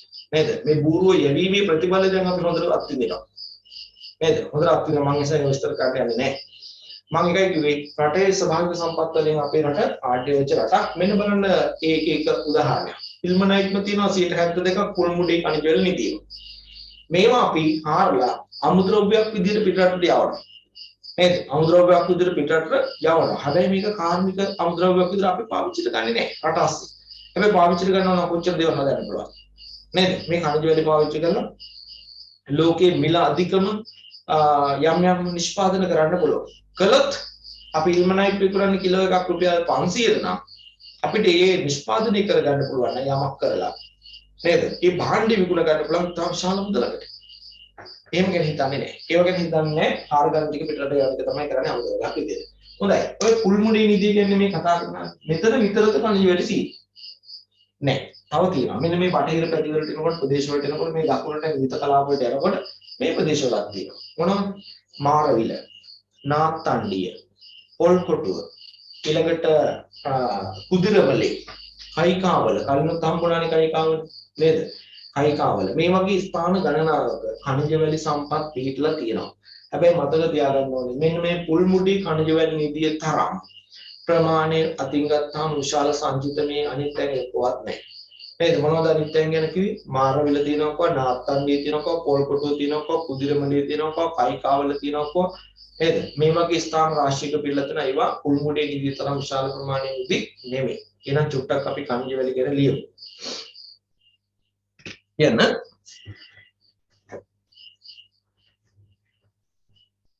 ශ්‍රී ලංකාවේ khනිජ වැලි සම්පත් ශ්‍රී ලංකාවේ khනිජ වැලි සම්පත් ශ්‍රී ලංකාවේ khනිජ වැලි සම්පත්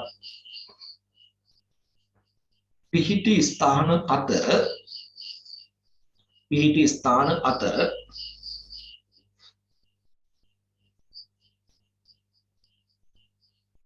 පුල්මුඩේ මම ලියලා තියෙනවා පුල්මුඩේ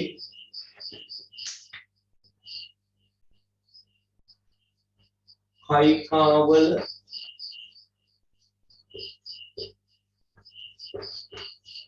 කුදිරමලේ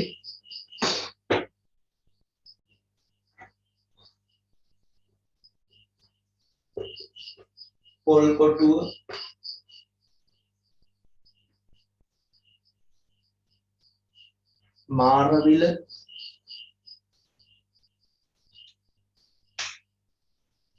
මාරවිල නාත්තන්ඩි යන ප්‍රදේශ ප්‍රධාන වේ.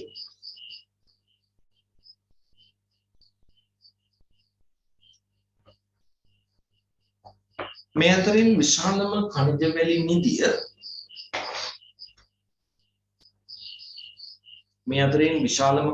නිදිය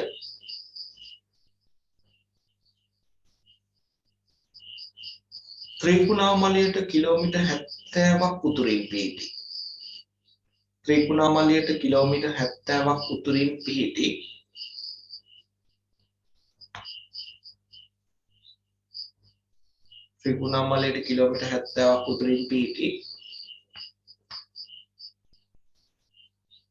පුල්මුඩේ නම් ස්ථානයේ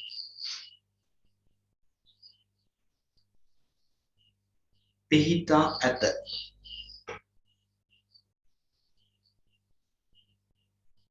දිගින් කිලෝමීටර් 8ක් පමණ වන. දිගින් කිලෝමීටර් 8ක් පමණ වන.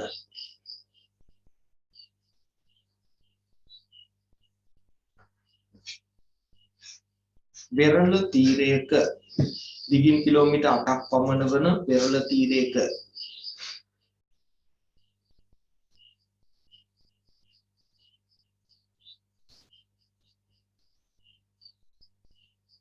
රළු ඛනිජ වැලි නිධියක් ලෙස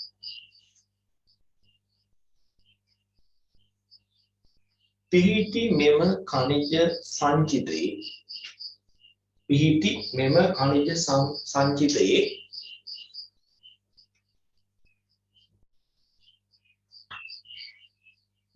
මොන වෙන වර්ණයක් කරන් ලියන්න මේ ටික ඉල්මනයිට් 72ක්ද ඉල්මනයිට් 72ක්ද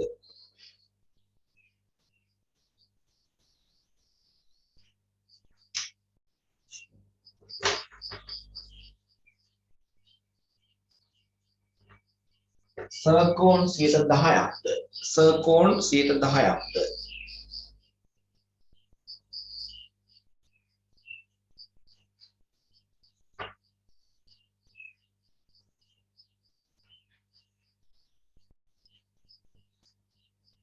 රූටයිල් 8%ක්ද රූටයිල් 8%ක්ද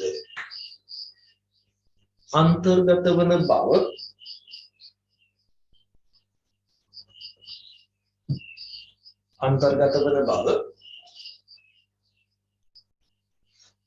හඳුනාගෙන ඇත.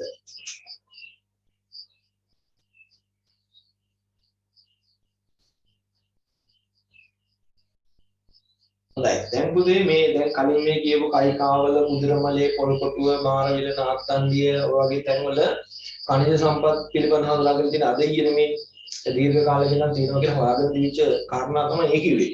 හැබැයි මේ ඛනිජ වල කියන මෑතක කරපු මේ සමීක්ෂණ වලින් හඳුනාගෙන තියෙනවා. දැන් ඔය ඔයාලා දන්නවනේ 2009න් පස්සේ මේ උතුරු නැගෙනහිර පළාත් දෙකේ මේ සාමකාමී වාතාවරණයක් ඇති වුණේ. නැත්නම් 1980 දශකයේ ඉඳලම අපේ රටේ යුද්ධය පැවති පළාත් දෙකක් උතුර සහ නැගෙනහිර. ඒතර ඒ වෙලෙදි විච ඛනිජ සම්පත් පිළිබඳ නිසි අධ්‍යයනයක් නිසි ගවේෂණයක් සිදු වුණේ නැහැ. නේද? හැබැයි යුද්ධයෙන් පස්සේ මේවා ගැන නිසි අධ්‍යයනයන් සිදු වෙන්න පටන් ගන්නවා. ඒ නිසා අපිට හම්බ වෙනවා මේ කියපු ඛනිජ වැලි නිදි වලට අමතරව මේ පරණ ඛනිජ වැලි නිදි වලට අමතරව අලුතෙන් හොයාගත්ත ඛනිජ වැලි නිදි කීපයකුත් අපේ රටේ තියෙනවා. ඔක්කොම තියෙන්නේ මේ කතා කරන මේ උතුරු නැගෙනහිර පළාත් වලට සීමා වෙලා. මේ හොයාගෙන තියෙනවා මේ මුලදී ඊළඟට ණයාරු ඊළඟට පුදා වයිට් කට්ටු ඊළඟට තේවි කල්ලු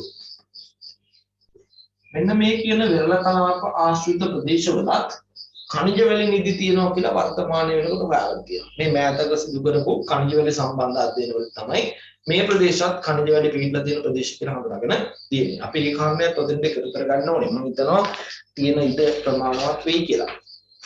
තාපැත්තේ තියෙනවනේ. හොඳයි. ඒ ටිකත් අපි කියමුකෝ. මෑතක සිදු කරන ලද අධ්‍යයන වලින්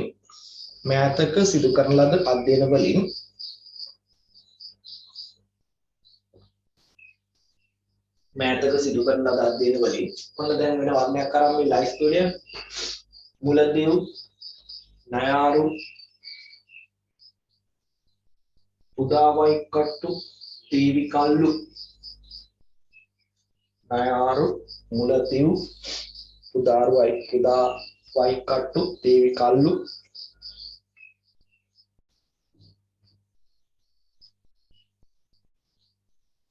වැනි ප්‍රදේශවල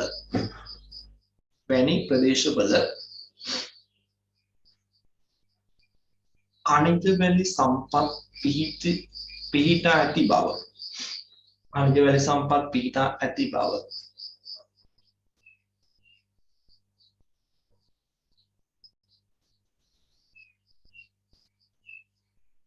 හඳුනාගෙන තිබේ.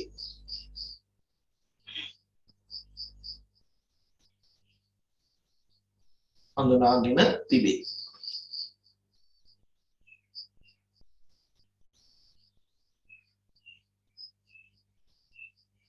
මෙම නිදි වලින් හාරා ගනු ලබන ඛනිජ වැලි මෙම නිදි වලින් හාරා ගනු ලබන ඛනිජ වැලි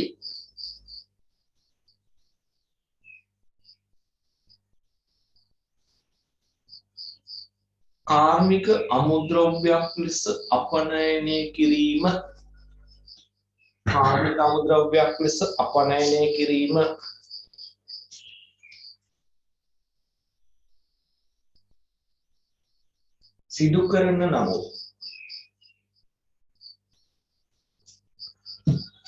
සිදු කරන නමුත්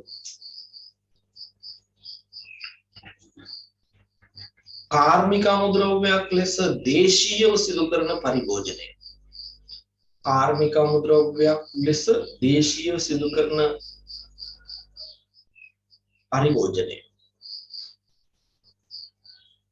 කාර්මික අමුද්‍රව්‍යයක් ලෙස දේශීයව සිදු කරන පරිභෝජනය ඉතා පහළ මට්ටමක පවතී.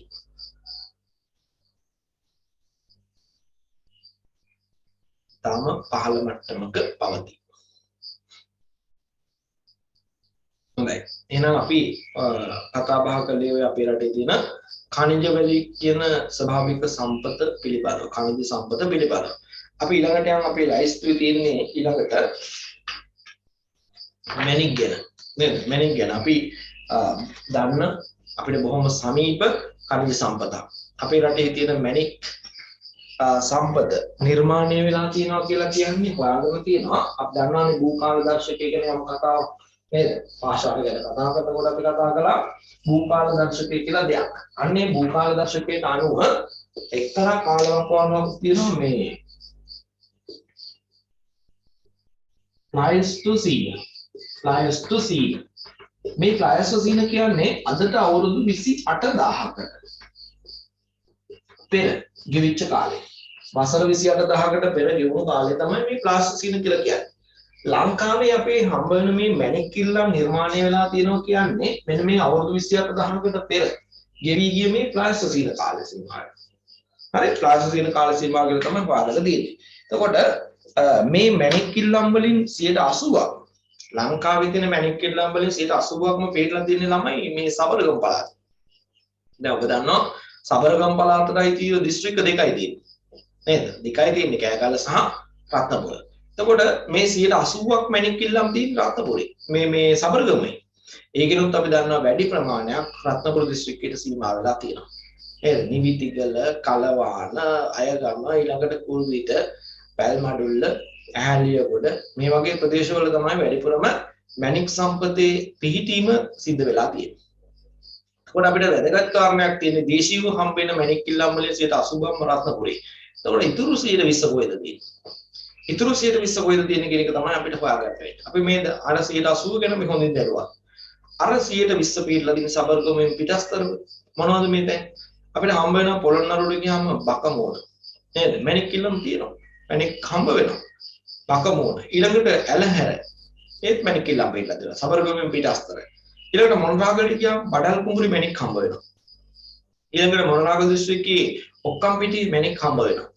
නේද? ඔය මැණික් ගැරීම් මේ වෙනකොට සිදුවන සබරගමුවෙන් පිටස්තර ප්‍රදේශ. මොන අර 120 ඔය තැන් වල තියෙනවා. කතරගමට ගියාම කතරගමත් මැණික් හම්බ වෙනවා. නේද? කතරගම, ඔක්කම්පිටිය, බඩල් කුඹුර, ඊළඟට ඇලහැර, බකමුණ වගේ ප්‍රදේශ ඔය පිටස්තර ප්‍රදේශවලට අයිති වෙනවා. ඔය ටිකේ මැණික් ගැරීම් කටයුතු දැන් තාම සිද්ධ වෙනවා. හැබැයි මතක තියාගන්න ඕනේ සබරගමුවෙන් පිටස්තර තවත් ප්‍රදේශ කීපයක මැණික් කිල්ලම් පිහිටලා තියෙනවා. හැබැයි ඒවා කැණීම් කටයුතු මේ වෙනකොට සිද්ධ වෙන්නේ නැහැ. ඒ කියන්නේ මිනිස්සුන්ට හාරන්න අවසර දීලා නැහැ. හොරෙන් හාරනවා ඇති. නමුත් මැණික් කිල්ලම් හෑරීම සඳහා නිසි අවසරයක් ලබා නොදුන්න සංරක්ෂිත ප්‍රදේශ තියෙනවා. එකක් තමයි අඹන්ගඟේ ඉහළ පෝෂක ප්‍රදේශය. ඔබ දන්නවා මොරගහකන්ද ජලාශය මේකද? ඒ ගඟේ ඉහළ පෝෂක ප්‍රදේශය. ඒක තියෙන්නේ නකල්ස් කඳු කලාපේ. මේ නකල්ස් කඳු කුට්ටිය. මේ නකල්ස් කුට්ටිය ගත්තාම ඒකේ මැණික් කිල්ලම් තියෙනවා. හැබැයි ඔබ දන්නවනේ නකල්ස් කියන්නේ රක්ෂිත භූමියක් නේ. නේද? රක්ෂිත කලාපයක් වෙන් කරන කලාපයක් සංරක්ෂණය කරන කලාපයක්. ඒ නිසා ඒ කොටසේ තියෙන මැණික් ඉල්ලම් කැණීම් සඳහා අවසරයක් නැහැ. ඊළඟට ඔබ දන්නවා නුවරඑළියට ගියාම නුවරඑළිය හෝටල් තැන්න ආශ්‍රිත භූමි කලාපය. ඒ කලාපය තුලත් මැණික් ඉල්ලම් තියෙනවා. පිටලා තියෙනවා. අපිට අපි දන්නවා තාම සංවේදී පරිසර ඒකකයක්. ඒ සංවේදී පරිසර ඒකකයේ තියෙන මැණික් ඉල්ලම් ටික හරන්න කිසිම අවසරයක් නැහැ. ඊළඟට ඔබ දන්නවා මැණික්කන්ගේ ඉහළ පෝෂක ප්‍රදේශය මඩවල සීම කඳුවැටි කලාපය. ඒකත් හැබැයි මැණික් ඉල්ලම් හරන්න නොදෙන ප්‍රදේශයක් නෙවෙයි. මිනිස්සුන්ට මැණික් ඉල්ලම් හම්බ වෙනවා. මිනිස්සු මැණික් ඉල්ලම් හැරීම කරනවා. මැණික්කගේ ඉහළ පෝෂක ප්‍රදේශය වන බදුල්ල දිස්ත්‍රික්කයට මායිම් වන මඩවල සීම කඳුවැටි කලාපය තුලත් මැණික් ඉල්ලම් තියෙනවා. ඒ වගේම මිනිස්සු මැණික් කැඩේ කටයුතු කරනවා. ඊළඟට ඔයගොල්ලෝ දන්නවා මේ රක්වාන බුලුතොට කඳුවැටි වල දකුණු දිග වැවුම් කලාප. ටික මධ්‍ය කඳු කොරේට පහළින් තියෙන බැම්මක් වගේ කොටස් දෙකක්නේ කඳුවැටි දෙකක්නේ. සබරගමු හිල්ලට කියලා කියන්නේ. රක්වාන බුලුතොට කඳුපන්ති. ඒ වගේ පුතේ දකුණු දිග වැවුම් කලාප වල මැණික් ඉල්ලම් දෙනවා. හැබැයි ඉතින් මේ දකුණු දිග වැවුම් කලාප කවුද? ඒ දකුණු දිග වැවුම් කලාප සීමා වෙන්නේ කාල්ලට මාතරට. කාල්ලට මාතරට සීමා වෙන මේ ප්‍රදේශ දෙකේ එක පැත්තකින් ගිංගගේ ඉහළ පෝෂක ප්‍රදේශය පටන් ගන්නවා. අනිත් පැත්තෙන් මාතරට ගලා බහින නිල්වගාගගේ ඉහළ පෝෂක ප්‍රදේශය ආරම්භ වෙනවා. නේද? ඔය දෙකම සිංහරාජයට මායිම් වෙලා තියෙන සිංහරාජ රක්ෂිත කලාපය තුල තියෙනවා. ඒකට මැණික් තියෙනවා. හැබැයි ඉතින් හරවන්න අවසරයක් නැහැ. ලෝක උරුම වනාන්තරයක්. සිංහරාජ 1989 තමයි යුනෙස්කෝ සංවිධානයේ මැදිහත් වෙලා ලෝක උරුම වනාන්තරයක් බවට ප්‍රකාශයටපත් කළේ. ඒකේ තියෙන මැණික් ඉල්ලම් හරවන්න කිසිම කෙනෙකුට අවසරයක් නැහැ. එහෙනම් ඔබ දැනගන්න ඕනි අපේ රටේ මැණික් ඉල්ලම් වලින් 80%ක්ම තියෙන්නේ සබරගමේ. පිටස්තර ස්ථාන ගණනාවක ඉතුරු 120 තියෙනවා. ඒකෙන් සමහර ප්‍රදේශ වලට මැණික් ගැරීමේ සදා අවසරය ලැබිලා තියෙනවා. තවත් සමහර ප්‍රදේශ සංරක්ෂිත නිවිදියට පවත්වාගෙන යනවා. ඒවෙන් විභව මැණික් ඉල්ලම් තියෙනවා. ඒ කියන්නේ විභව කියන්නේ මැණික් තියෙනවා, ඉල්ලනුත් තියෙනවා. නමුත් කැණීම සඳහා පාවිච්චි කරන්නේ නැත. ඒකයි අපි කියන්නේ විභව මැණික් නිදි කියලා. එමනම් හොඳයි. ඔය අපි ඉල්ලම් වල පිහිටීම සහ ඒව නිර්මාණය වෙච්ච කාලවකවානුව ගැන මුල් කතාව. ඔය ටික ලියලා යන් පිටු කාරණාවලට නැත්තම් දිග වැඩි වෙනවා ලියා ගන්න කියන සමහර කාරණා අමතක වෙයි. අපි ලියමු. ශ්‍රී ලංකාවේ මැණික් ඉල්ලම්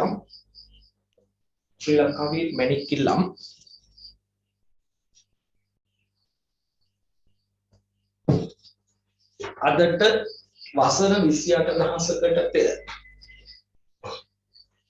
වසර 28000කට පෙර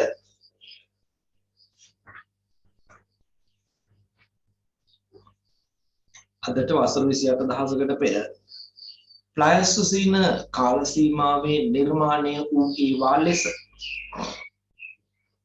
ප්ලයස්ටොසීන කාල සීමාවේ නිර්මාණය වූ ඒවා ලෙස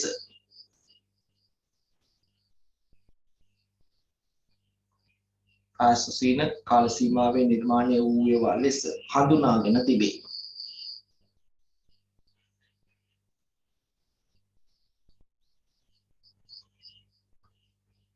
ශ්‍රී ලංකාවේ හමුවන මැණික් ඉල්ලම් වලින්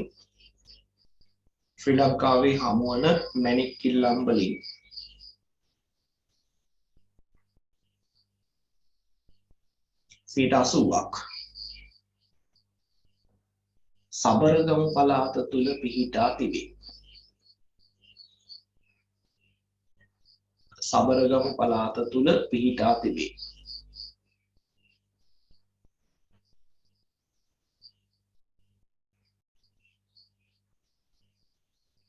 ඉතිරි 120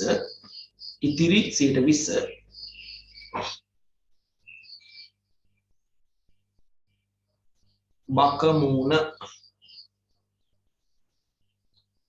කමාදදා ලියන්න වෙන වර්ණ කිලි වරන් එක්කයි බකමූණ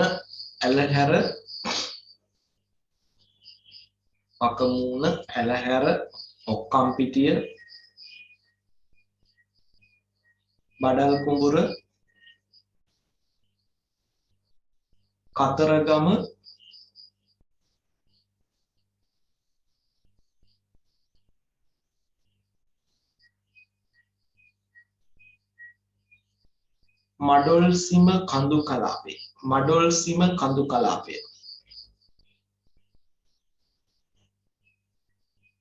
මඩොල්සිම කඳු කලාපය ආශ්‍රිතවත්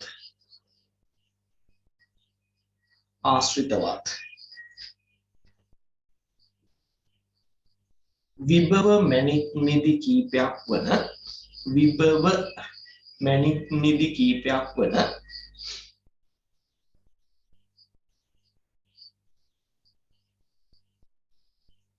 නකල්ස් කුට්ටිය නකල්ස් කුට්ටිය නකල්ස් කුට්ටිය හෝටන් තැන්න නකල්ස් කුට්ටිය හෝටන් තැන්න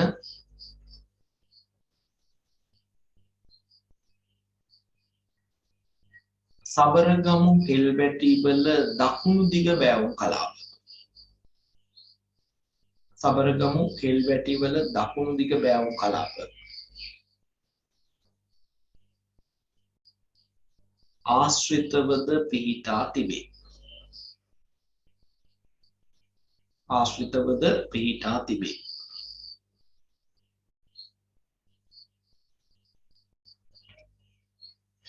හොඳයි දැන් අපි කතා බහ කරලා ඉගෙනගත්ත දේවල් ටික තමයි දැනට ලියාගත්තේ මේ ඛනිජ සම්පත ගැන කතා කරනකොට අපේ රටේ අපි ඛනිජ සම්පත් පාවිච්චි කරලා යම් කාර්යයන් කරනවා කියලා කිව්වනේ දැන් මේකෙන් හාරා ගන්න ලබන මේ මැණික් ඉලම් හොදලා ගන්න මැණික් ටික කාර්මික අමුද්‍රව්‍යයක් නේද ස්වර්ණාභරණ නිෂ්පාදන කර්මාන්තයේ අමුද්‍රව්‍ය බවට පත් වෙලා තියෙනවා ඒ හැරණාම අපි දන්නවා ඔර්ලෝසු නිෂ්පාදන කාර්යයේදී ඔර්ලෝසු බෙයාරෙන් නිෂ්පාදනය කරන්න මේ මැණික් පාවිච්චි කරනවා නේද ඒ වගේම මිනිසුන්ගේ වත්කම් ප්‍රකාශ කරන ආර්ථිකමය සම්පතක් විදිහට මේ මැණික් පාවිච්චි වෙනවා ලෝකේ නේද ඒකට එහෙම තියෙනවා මේ මැණික් ටික තමයි මේ අපේ අපනයන කරන khනිජ ද්‍රව්‍ය අතර වැඩිම ආදායමක් උපයා ගන්න khනිජ ද්‍රව්‍ය කිව්වට වැරද්දක් නැහැ අපි හාරලා ගන්න ලබන khනිජ සම්පත් වලින් වැඩි ප්‍රමාණයක් අපි අපනයනය කරනෝනේ ඒ අපනයනය කරනකොට අපිට ආදායම් ලැබෙනවා ඒ ලැබෙන ආදායම් අතර ඉහළම තැනක තියෙනවා මේ මැණික් අපනයනෙන් ලද ආදායම් ඒත් අපේ රටේ මැණික් වලට තියෙන වැදගත්කම තමයි ආර්ථික වශයෙන් වටිනාකම ගොඩක් වැඩිනේ ඒ වැඩි වෙන්න හේතුවක් තමයි අර පළදු රහිත ඒ කියන්නේ මැණික් ගලක් ගත්තාම මේකේ පිපුරුම් තල තියෙනවනේ පැලුම් තල තියෙනවා ඒක තමයි අපි කියන්නේ පළදු කියලා. මේ පළදු රහිත මැණික් ලංකාවේ හම්බ වෙනවා වැඩි ප්‍රමාණයක්. ඊළඟට අනිත් එක තමයි මේවා ප්‍රමාණයෙන් ලොකුයි. අනික රටවල හම්බෙන්න මැණික් වලට වඩා ප්‍රමාණයෙන් ලොකුයි හම්බ වෙනවා.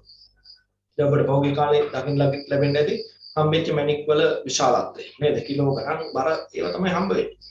ඊළඟට අනිත් එක තමයි මේවා තියෙන පැහැදිලි බව. හරි? පැලුම් තල රහිත වීම, පැහැදිලි බව, තව විදිහකට කිව්වොත් ඒකේ පිරිසිදු බව සහ ප්‍රමාණය විශාල වීම. වගේ කාරණා නිසා ලෝකයේ අනෙකුත් මැණික් හම්බෙන අනෙකුත් මැණික් ගන්න රටවල් වලින් හම්බෙන මැණික් වලට වඩා ලංකාවේ මැණික් වලට ලොකු ඉල්ලුමක් නිර්මාණය වෙලා තිනවා ලෝක වෙළඳපොලේ. ඒ වගේම තමයි අපි හරහා විශාල ආදායමක් රටට ගේනවා මේ මැණික් අපනයනය කිරීම මගින්. ඒ වගේම තමයි ලංකාවේ හම්බෙන මැණික් වල විශේෂත්වය තමයි වැඩිපුරම තියෙන්නේ කොරන්ඩම් කියන වර්ගයට අයිති මැණික්. කොරන්ඩම් කියන වර්ගයට අයිති මැණික් තමයි ලංකාවේ භූමිය තුල වැඩිපුර හම්බ වෙන්නේ. එතෙන්දී හැබැයි ඒවා වර්ග වෙනවා නිල් කොරන්ඩම්, රතු කොරන්ඩම් මේ ආදී විදිහට. ඒ හැරෙනකොට වෛරෝඩි, කාකනිල් විවිධ වර්ගයේ නම් වලින් හඳුන්වන මැණික් වර්ග ශ්‍රී ලංකාවේ භූමිය තුල හම්බ වෙන බව ඔබ දන්නවා. හේතුව ඔබ රත්නපුරේ මේ මැණික් පොළවේ පය ගහලා ඇවිදින දරුවෝ. ඒ නිසා මේව ගැන වහලා දෙනවා. මතක තියාගන්න අපේ රටේ හම්බ වෙන මැණික් වර්ග අතර පද්මරාග කියන මැණික් වර්ගය තමයි ශ්‍රී ලංකාවට ආවේනික මැණික් වර්ගයේ විදිහට හඳුනාගෙන තියෙන්නේ. මේක ඉතාම වැදගත් කරුණක්. සමහර විට ඔබෙන් බහුවර්ණ ප්‍රශ්නයක් විදිහට මේක නහයි. නේද? මැණික් වර්ග කීපයක නම් දීලායි මේ අතරේ ශ්‍රී ලංකාවට ආවේනික මැණික් වර්ගය තුනක්ද කියලා. අන්න එතකොට ඔබ දැනගෙන ඉන්න ඕනේ පද්මරාග කියන මැණික් වර්ගය තමයි ලංකාවට ආවේනික මැණික් වර්ගය වෙන්නේ. අහලා තියෙනවා නේද කහමාට මැණික් වර්ගයක් පුෂ්පරාග කියලා. ඒ පුෂ්පරාග කියලා කියන වර්ගයම තමයි පද්මරාග කියලා කියන්නේ ඊට වඩා ටිකක් මේ පුෂ්පරාග කහ පාටයිනේ. මේක ටිකක් රතට හුරු කහ පැහැයක් තමයි පද්මරාග වල තියෙන්නේ. හරි ඒක තමයි ලංකාවට ආවේනික මැණික් වර්ගය කියලා සලකන්නේ. හොඳයි ඔන්නේ කාරණා ටික කතා කරලා ඉවර කරමු මැණික් කියන කතාව. ලියන්න මෙහෙම ශ්‍රී ලංකාවෙන් හමුවන මැණික් ශ්‍රී ලංකාවෙන් හමුවන මැණික් ශ්‍රී ලංකාවෙන් හමුවන මැණික්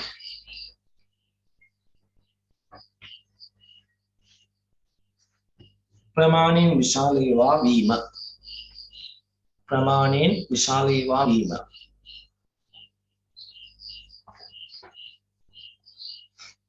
පළදු රහිත වීම පළදු රහිත වීම ප්‍රමාණයෙන් විශාල ඒවා වීම, පළදු රහිත වීම,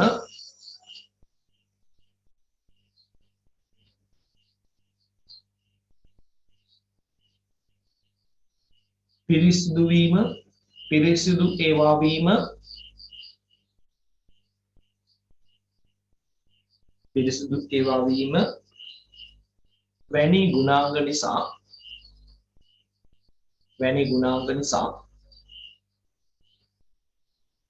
ඉහළ ආර්ථික වටිනාකමක් සහිත වේ. ඉහළ ආර්ථික වටිනාකමක් සහිත වේ.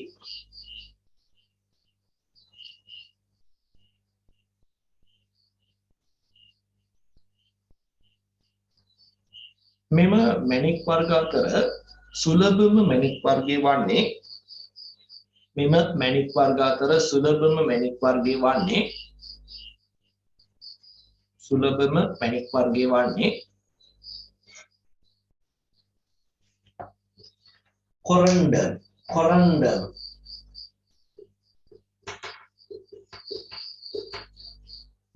කොරන්ඩම් නැමැති මැණික් විශේෂයයි.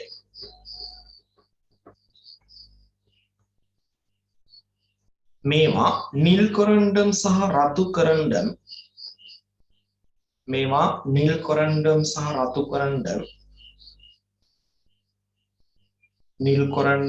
රතු කොරන්ඩම් වශයෙන් දෙවර්ගයක් වේ.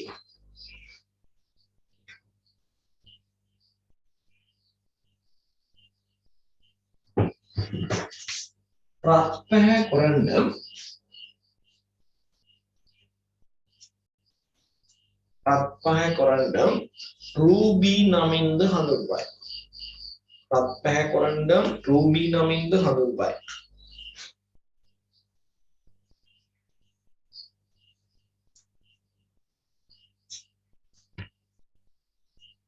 එසේම ශ්‍රී ලංකාවෙන් හමුවන පුෂ්පරාග, වෛරෝඩි, කාකනිල්, රතු කැට, නිල් කැට අතර ශ්‍රී ලංකාවට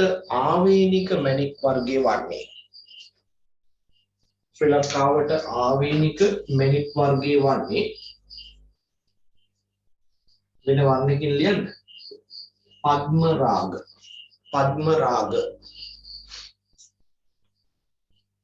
නැමැති මැණික් විශේෂයයි.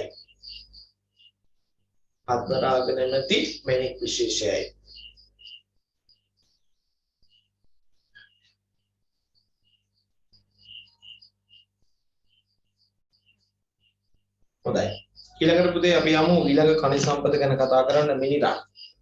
මිනිරන් කාල වේලාවත් ඉක්මවා යනවා. ඉක්මන් කරලා එකට යමු. මිනිරන් කියන කණි සම්පත අපේ රටේ හම්බ වෙන ලෝහ නොවන කණි සම්පත් වලදී තියෙන ඉතා වැදගත් කෙනෙක්. නේද? මිනිරන් අපි දන්නවා කාබන් වල එක්තරා විපරීත අවස්ථාවක්. කාබන් විපරීතකරණය වුණාම ඉස්සෙල්ලාම හැදෙන්නේ ෆීට් නේද? ෆීට්. ඊට පස්සේ තමයි ෆීට් විපරීතකරණය වෙලා තමයි මිනිරන් නිර්මාණය වෙන්නේ. මිනිරන් නිර්මාණය වෙලා ඒවා ආයු විපරීතකරණය පාටපත් වල විපරීතකරණයට ලක්වුණොත් මොනවද හැදෙන්නේ? ගල් අඟුරු නිර්මාණය වෙනවා. නේද? ගල් අඟුරුත් විපරීතකරණයකට ලක්වුණොත් තමයි අවසානයේ දියමන්ති හැදෙන්නේ. ප්‍රාරම්භ වෙනවා කාබන් වල විපරීත අවස්ථා කීපයක් තියෙනවා. ඒ අතර එකක් තමයි මිනිරන්. අපේ රටේ මිනිරන් සම්පත් තියෙනවා කියලා ඉස්සෙල්ලාම හඳුනාගන්නේ 1946 දී. හරි? මේ හඳුනාගත්තට පස්සේ තමයි ආකර කර්මාන්තයේ කටයුත්තක් විදිහට මේ මිනිරන් කැණීමේ කටයුතු ආරම්භ වෙන්නේ. හරි? කටයුතු ආරම්භ වෙන්නේ. මේ මිනිරන් කැණීමේ කටයුතු අපේ රටේ ස්ථාන ගණනාවක ව්‍යාප්ත වෙලා තිබුණා. හැබැයි අපිට පේනවා අපේ රටේ මේ මිනිරන් සම්පත් වල ව්‍යාප්තියත් එක්ක කෙරීගෙන ආපු මිනිරන් කර්මාන්තයේ යම් පසුබෑමකට වර්තමානයකට ලක් වෙලා තියෙනවා. දීර්ඝ කාලයක ඉඳලා අපේ රටේ මිනිරන් කැණීමේ කටයුතු කරගෙන ආවනේ. මේ කරගෙන ආපු මිනිරන් කර්මාන්තයේ කටයුතු වල ප්‍රතිඵලයක්ම විදිහටම තමයි මේක අභාවයට යන්නේ. හේතුව තමයි මතු පිට තියෙන මිනිරන් සම්පත් මේනකොට හාරලා අවසන් වෙලා. දැන් ඉතුරුලා තියෙන ගොඩක් ගැඹුරේ තියෙන මිනරල් සම්පත්. ඒවා හාරන එක ගොඩක් පිළිවෙල අධිකයි. ඒ පිළිවෙල අධිකයි වගේම තමයි ඒ හාරලා ගන්න ටික අපි දේශීය කර්මාන්තවල අමුද්‍රව්‍ය විදිහට පාවිච්චි කරන්නේ නැහැ. අපි ඒ හාර ගන්න ටික ඔක්කොම පිටරට යවන එකනේ කරන්නේ අමුද්‍රව්‍යයක් විදිහට. එතකොට වෙන්නේ විදේශීය වෙළඳපොළට මිනරල් සපයන තව රටවල් ලෝකේ තියෙනවා. ඉන්දියාව වගේ රටවල්. නේද? ඒගොල්ලොත් ඒවට හම්බෙන්නේ. හැබැයි ඒගොල්ලන්ගේ මිනරල් සම්පත් අපේ වගේ හාරන්න ගියාම වියදම් අධික නෑ උඩ තියෙන්නේ. නේද? අපේව ගොඩක් යට. අපි හාරන්න යම් පිරිවැයක් දරනකොට ඒ පිරිවැයට යම් ලාභයකුත් එකතු කරලා නැත් වෙළඳපොළේව නිකුත් කරන්නේ. ඒ නිකුත් කළාම ලෝක වෙළඳපොළේදී ඊට අඩුවෙන් මිනරල් සපයන රටවල් තියෙනවා. ඒ මිලට වඩා අඩුවෙන් මිනරල් සපයන රටවල් තියෙනවා. එතකොට වෙන්නේ දේශීය මිනරල් වලට වඩා අර විදේශ රටවලින් එන මිනරල් වලට තමයි ඉල්ලුම ඇති වෙන්නේ. හැබැයි මෙහෙම දෙයක් තියෙනවා. ලංකාවෙන් සපයන මිනරල් වල ආර්ථික වටිනාකම වැඩි. ඒකට හේතුව තමයි අපේ රටේ හම්බ වෙන මිනරල් වල 97%, 99% අතර කාබන් ප්‍රතිශතයක් අන්තර්ගත වෙනවා. 97%, 99% අතර කාබන් ප්‍රතිශතයක් අන්තර්ගත වෙනවා. ඒ වගේම තමයි අපේ රටේ හම්බ වෙන මිනරල් වර්ග දෙකක්. එකක් තමයි දමනී ආකාරයේ මිනරල්. ඒ කියන්නේ පාෂාණ ස්තර කඩාගෙන යනකොට යට හම්බ වෙනවා සම්පූර්ණ මිනරල් කුට්ටි.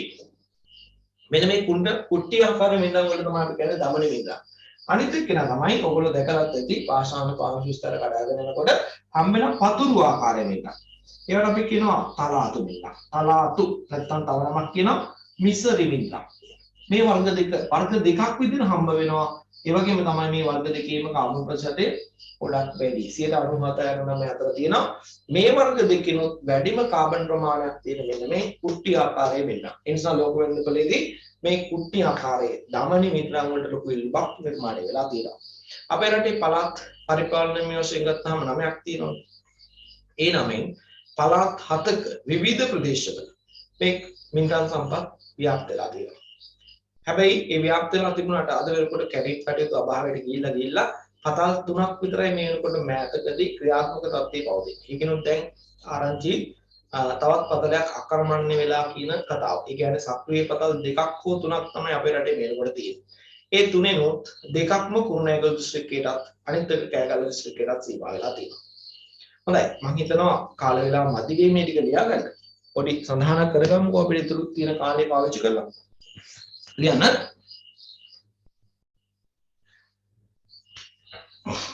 ලෝහ නොවන ಖನಿಜ සම්පතක් වන මිනිරන් ලෝහ නොවන ಖನಿಜ සම්පතක් වන මිනිරන්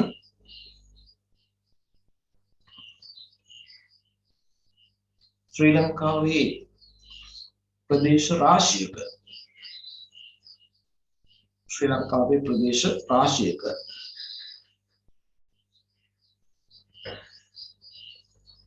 ව්‍යාප්තව පවතී. ප්‍රදේශ රාශියක ව්‍යාප්තව පවතී.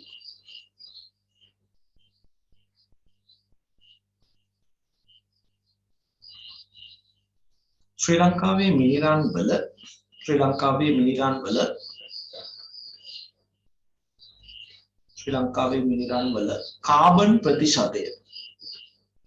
කාබන් ප්‍රතිශතය 97ත් 99ත් අතර කාබන් ප්‍රතිශතය 97ත් 99ත් අතර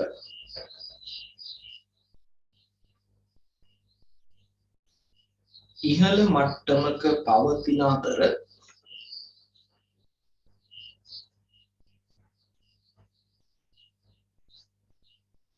මේවා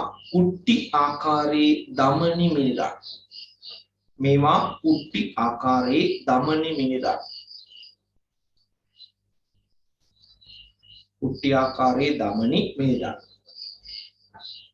සහ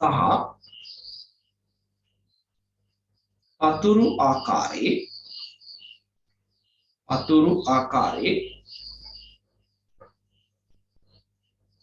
තලාතු මිනිරන් වරන් අස්සේ මිසරි මිනිරන් කියලා දාන්නේ. පතුරු ආකාරයේ තලාතු මිනිරන්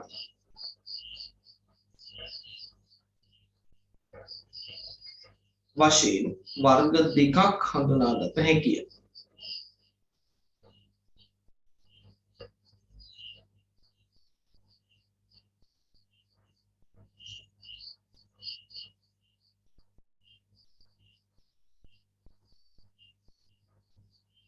මෙම මිනිරන්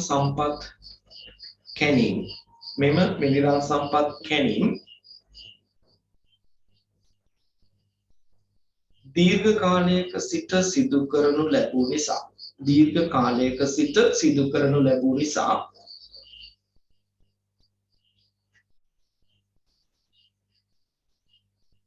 මතුපිට පිහිටි මිනිරන් සම්පත්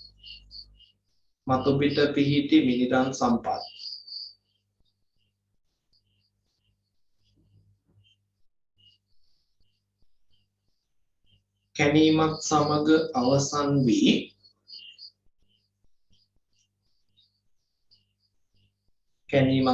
අවසන් වී ගැඹුරේ පිහිටි ඒවා කැණීමට සිදුවීමේ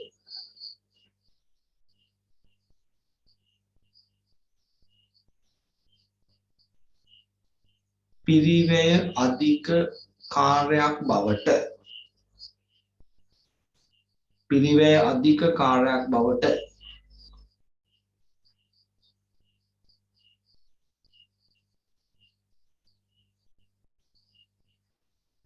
මිනිරන් කැණීම පත්ව තිබේ.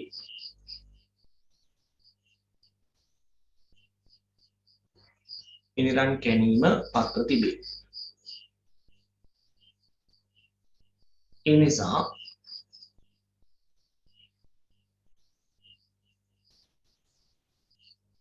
වර්තමාන මිනිරන් කැණීමේ කටයුතු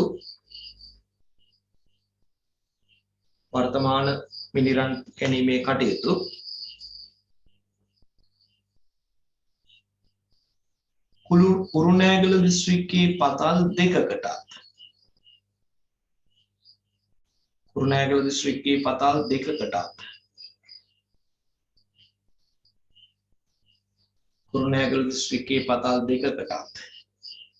කෑගල්ල දිස්ත්‍රික්කයේ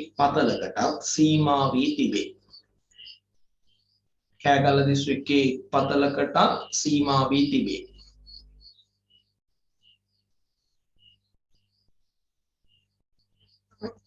හොඳයි.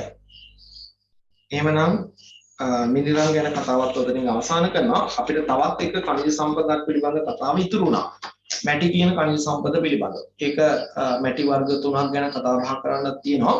නිසා මම වැඩ කටයුතු මෙතනින් අවසන් කරනවා. වැඩිපුර ඔබේ කාලේ විනාඩි 5ක් විතර ගත්තා.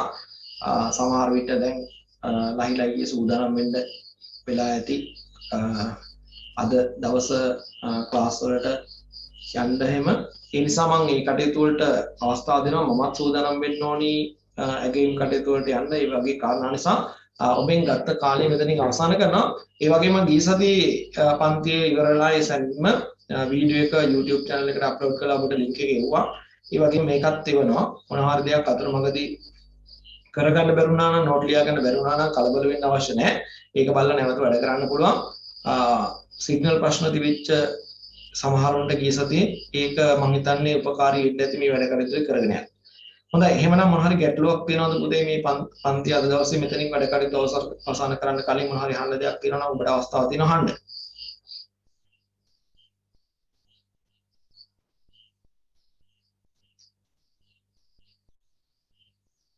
දැන් අපි ඇගේම් කටයුතු අවසන් වෙමින් යනවා. උසස් පෙළ පිළිතුරු පත්‍ර පරීක්ෂා කිරීමේ කටයුතු අවසන් වෙමින් යනවා. අපිට දීලා තියෙන දිනේ තමයි 31 වෙනිදාට ඉවර කරන්න ඕන. නමුත් එහෙම ඉවර කරන්න බැරි වෙන මට්ටමක් තමයි තියෙන්නේ.